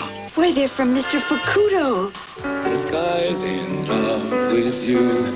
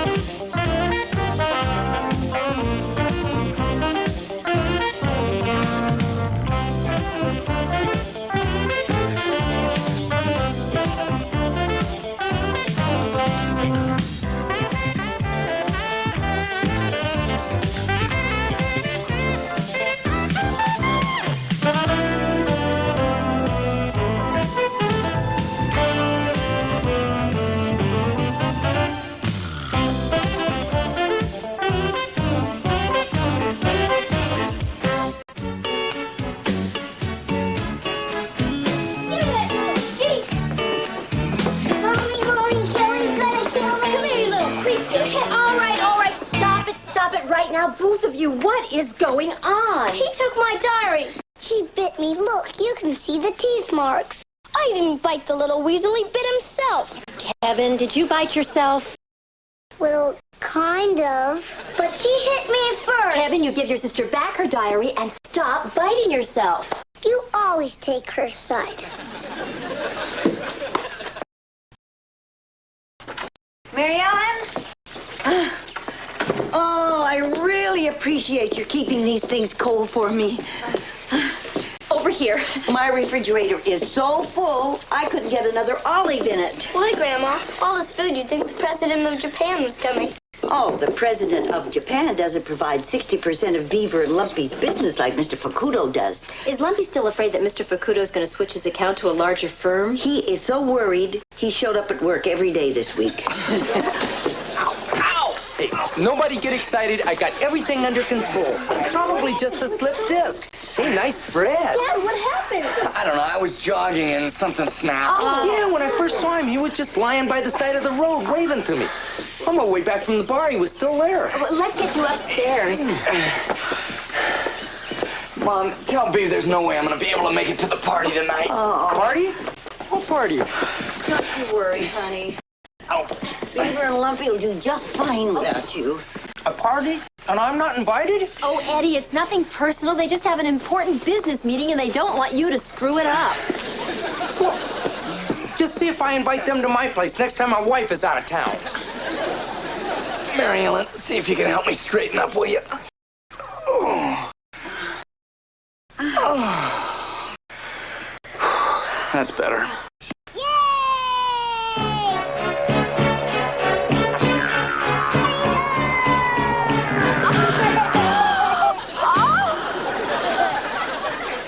11, 12, 13, 14, 15, 16, 17, 18. 18 reps at 45 pounds. Pretty good, huh? Grandma can lift 45 pounds. No way. When you leave him laying around, who do you think picks it up and puts it back in the rack? Get in the shower before Dad uses up all the hot water. Oh, good, you guys are getting ready. Now look, I know I don't have to mention this, but I want you guys on your best behavior tonight. If you know you don't have to mention it, then why are you bugging us? Oliver, look, it's important. Just do it. Please. Hey, Dad, have we ever let you down before?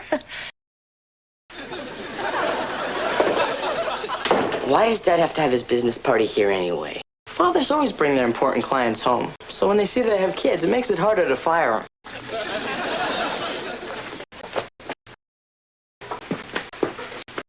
Hey, what do people without kids do?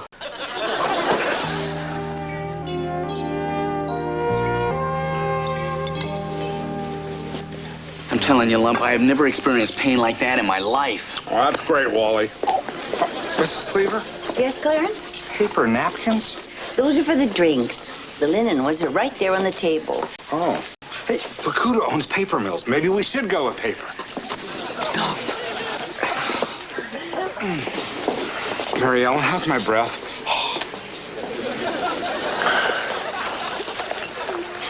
Keep the pack. Hey, Beef. Beef, we're in big trouble. If we lose this account, I lose my wife, my self-respect, my Mercedes. God, I love that car. Lumpy, will you relax? Just want you to know that whatever happens tonight, I hold you responsible for this whole stupid party. Hey, attention, everybody. Our guest of honor is here, okay? Mr. Fukuda has arrived. All right, he's here at the door. Remember, everybody, look short, okay? Let the games begin! Eddie, what are you doing here? Hey, a party without me is like a martini without the cocktail waitress. Hey, Eddie, this is really a very important business function, okay? And your mother let you wear this? Oh, Mr. Fukuda, oh, please, come in. Hello, Theodore. Very high honor to be welcome in man's house. See, Beef, I told you this was a great idea. And nice to see you again, Bumpy. My associates, Mr. Nagata, Mr. Yamashita. Hi, Bumpy Rutherford. Say, how about those Tokyo Giants, huh? Mr. Fukuda, I'd like you to meet my two sons. This is Kip, and this is Oliver. You have fine-looking sons. And you wouldn't believe what it costs to feed and clothe two guys like us. I loved Godzilla. It was brilliant. Great movie. This must be Mr. Fukuda. I've heard so much about you. I'm June Cleaver. My friends in Japan were right. There are many beautiful things to see in America. Well, what a nice thing to say. Hey, Fook Man! Allow me to introduce myself. Edward Haskell, president of Haskell Construction Company. And may I say, sir, that's a very industrious country you have there. Would you excuse me? I have some things to do in the kitchen. Eddie, I think my sink is stopped. Just give Gert a call. She's a whiz with a snake. Mr. Fukuda, this is my brother Wally and his wife Mary Ellen. Wally does all of our legal work. Oh, and Mr. Fukuda, I'd like you to meet Mr. Bruce. He's our controller over here, and he's one of the best in the business. Mary Ellen, take me home. Ow! Oh, take it easy. Not so fast. Anyway, I think you people are great at compact cars and electronics. Hey, and you're not bad shots either. One of your snipers got my uncle at Guadalcanal. So you see why commercial property in United States is such an attractive investment. Brilliant summation, Mr. Facundo.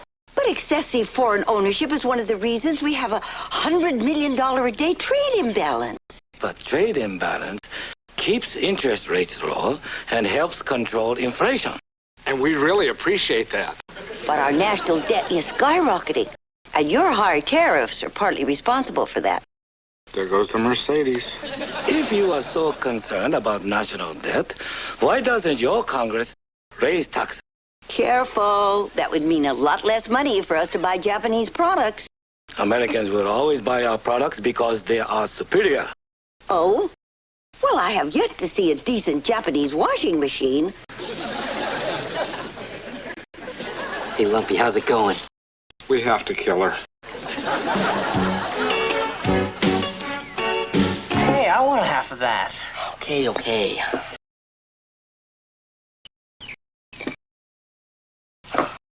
What's wrong? I cut it so even. I don't know what shot to give you. Hi, guys.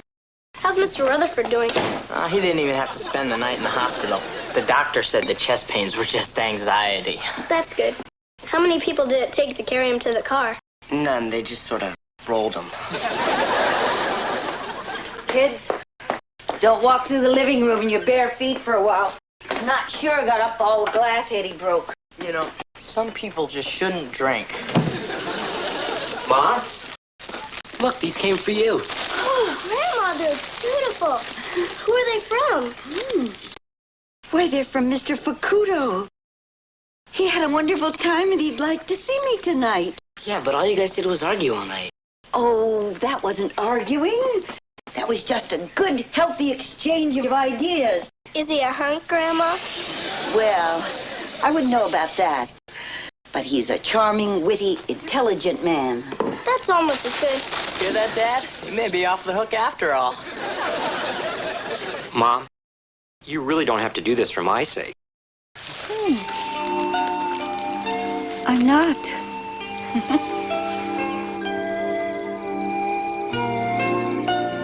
I'll see you and raise you a dime. I'll call. 2 pair.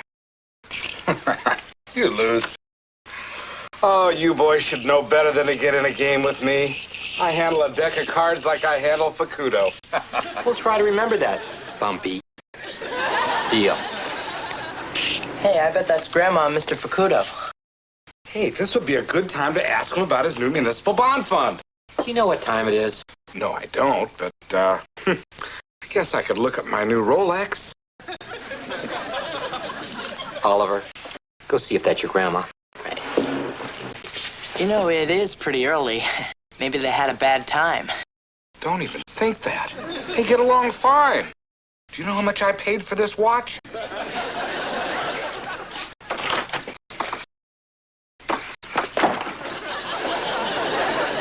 Okay, guys, we're gonna play 1492. What's that? Aces, 4s, 9s, and 2s are wild. Well, Oliver, was that your grandmother? I don't know. Couldn't see her face.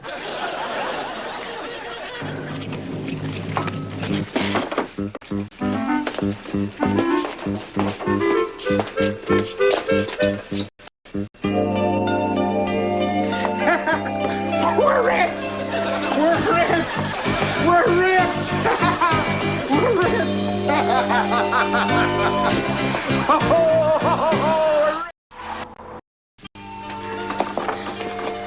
Good night, Susawa.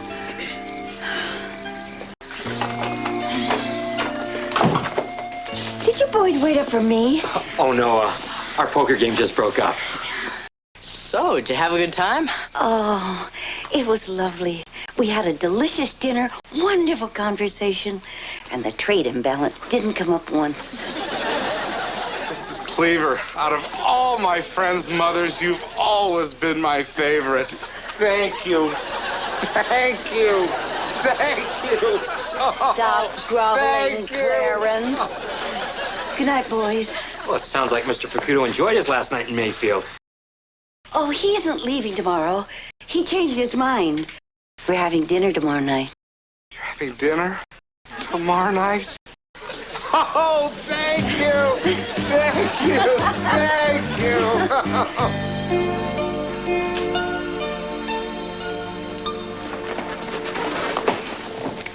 Honey, I'm gonna go pick up the kids. Is there anything I can bring you back? Well, how about a chainsaw? I mean, with the new Fukudo contract, we're going to need one to widen the door so Lumpy and Beaver can get their heads through.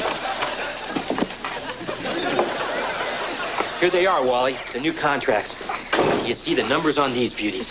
Hey, what I need is a name for my new yacht. What do we like better, Nouveau Riche or Flaunting?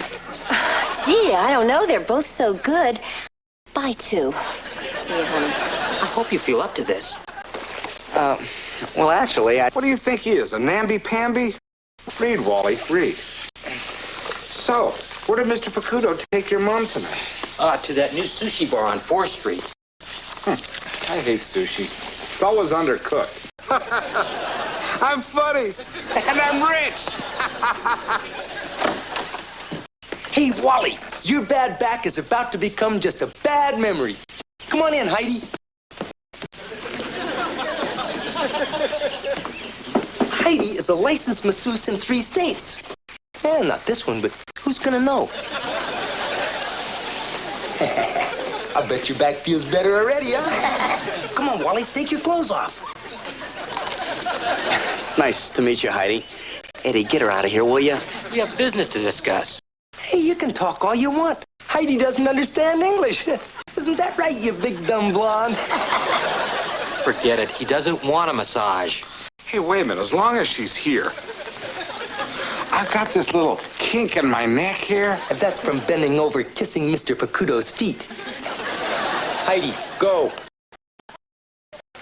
Okay, don't have one of Heidi's treatments. But remember, you never saw me with any back problems. Hey, this is interesting. The corporate officers listed here are Sesawa Fukudo and Suki Fukudo. So? Well, Suki's a woman's name. She's listed here as vice president of the corporation. She has the same address. You don't think she could be his wife? What? Of course it's not his wife. Maybe his sister, maybe his mother, his grandmother. I mean, in Japan, different generations live in the same house. Just like you, Beav. What are you talking about? Of course it's his wife.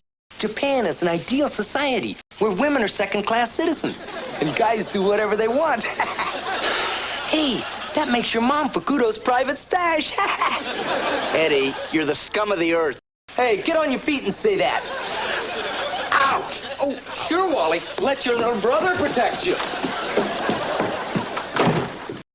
Hey, Beav, are you sure that Mr. Fukudo never said anything about a wife? Why do you keep harping on that? Dad. Just a second, Ollie. But, Dad, your office just called. Mrs. Fukudo's looking for her husband.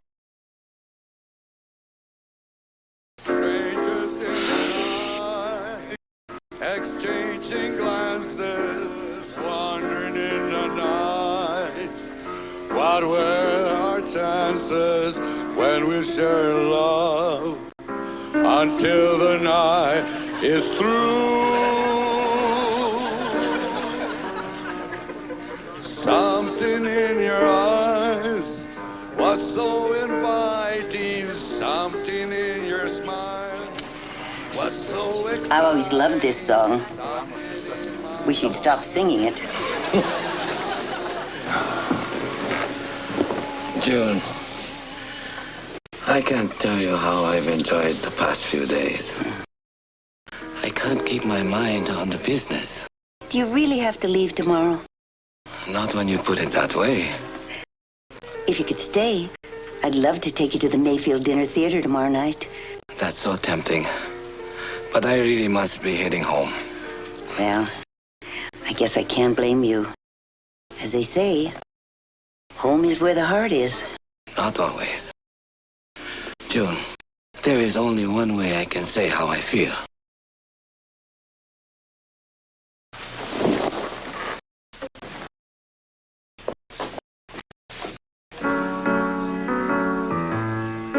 You see see the sky. The sky's in love with you. Yes, I'm in love. Who looks at you the way I do when you smile.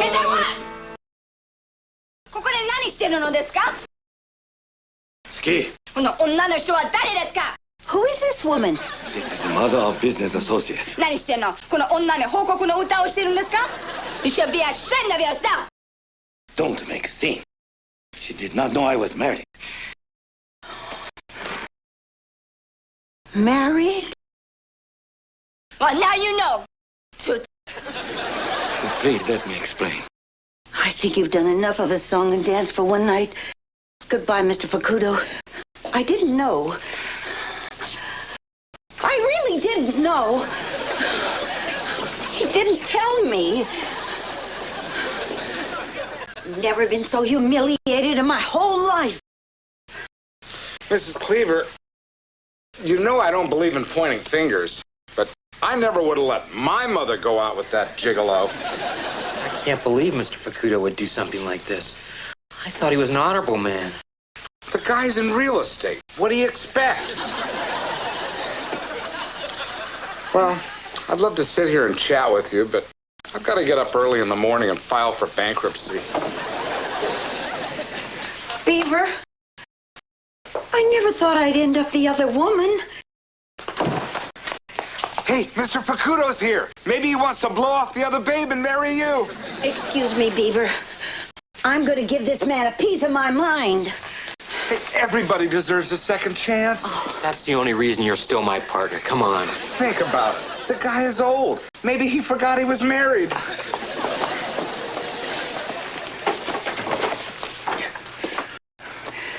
Come in.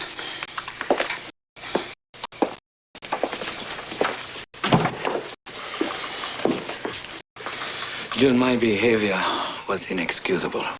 I won't argue with that. You see, my first wife and I were happily married for 40 years when she died. I was very lonely. I should have met you then. Instead, I met Suki.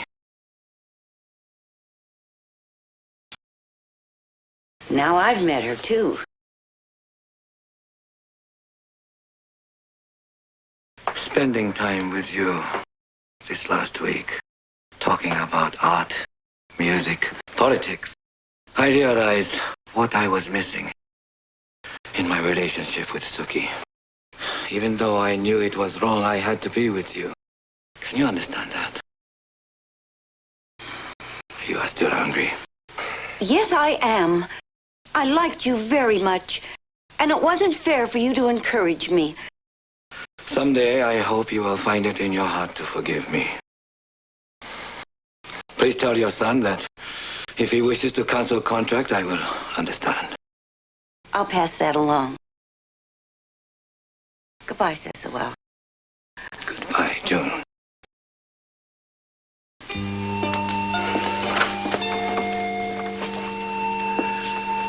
You are most charming, beautiful woman.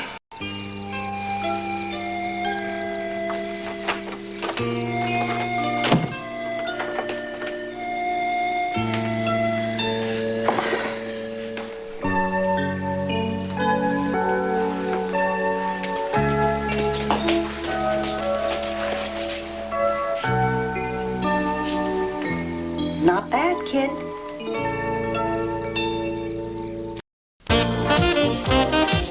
Who are those brave lads defending their land against gunslinging foes? Why don't they take out insurance on that there Ponderosa? For the best showdown in town, saddle up for adventure on Bonanza, midnights on YTV.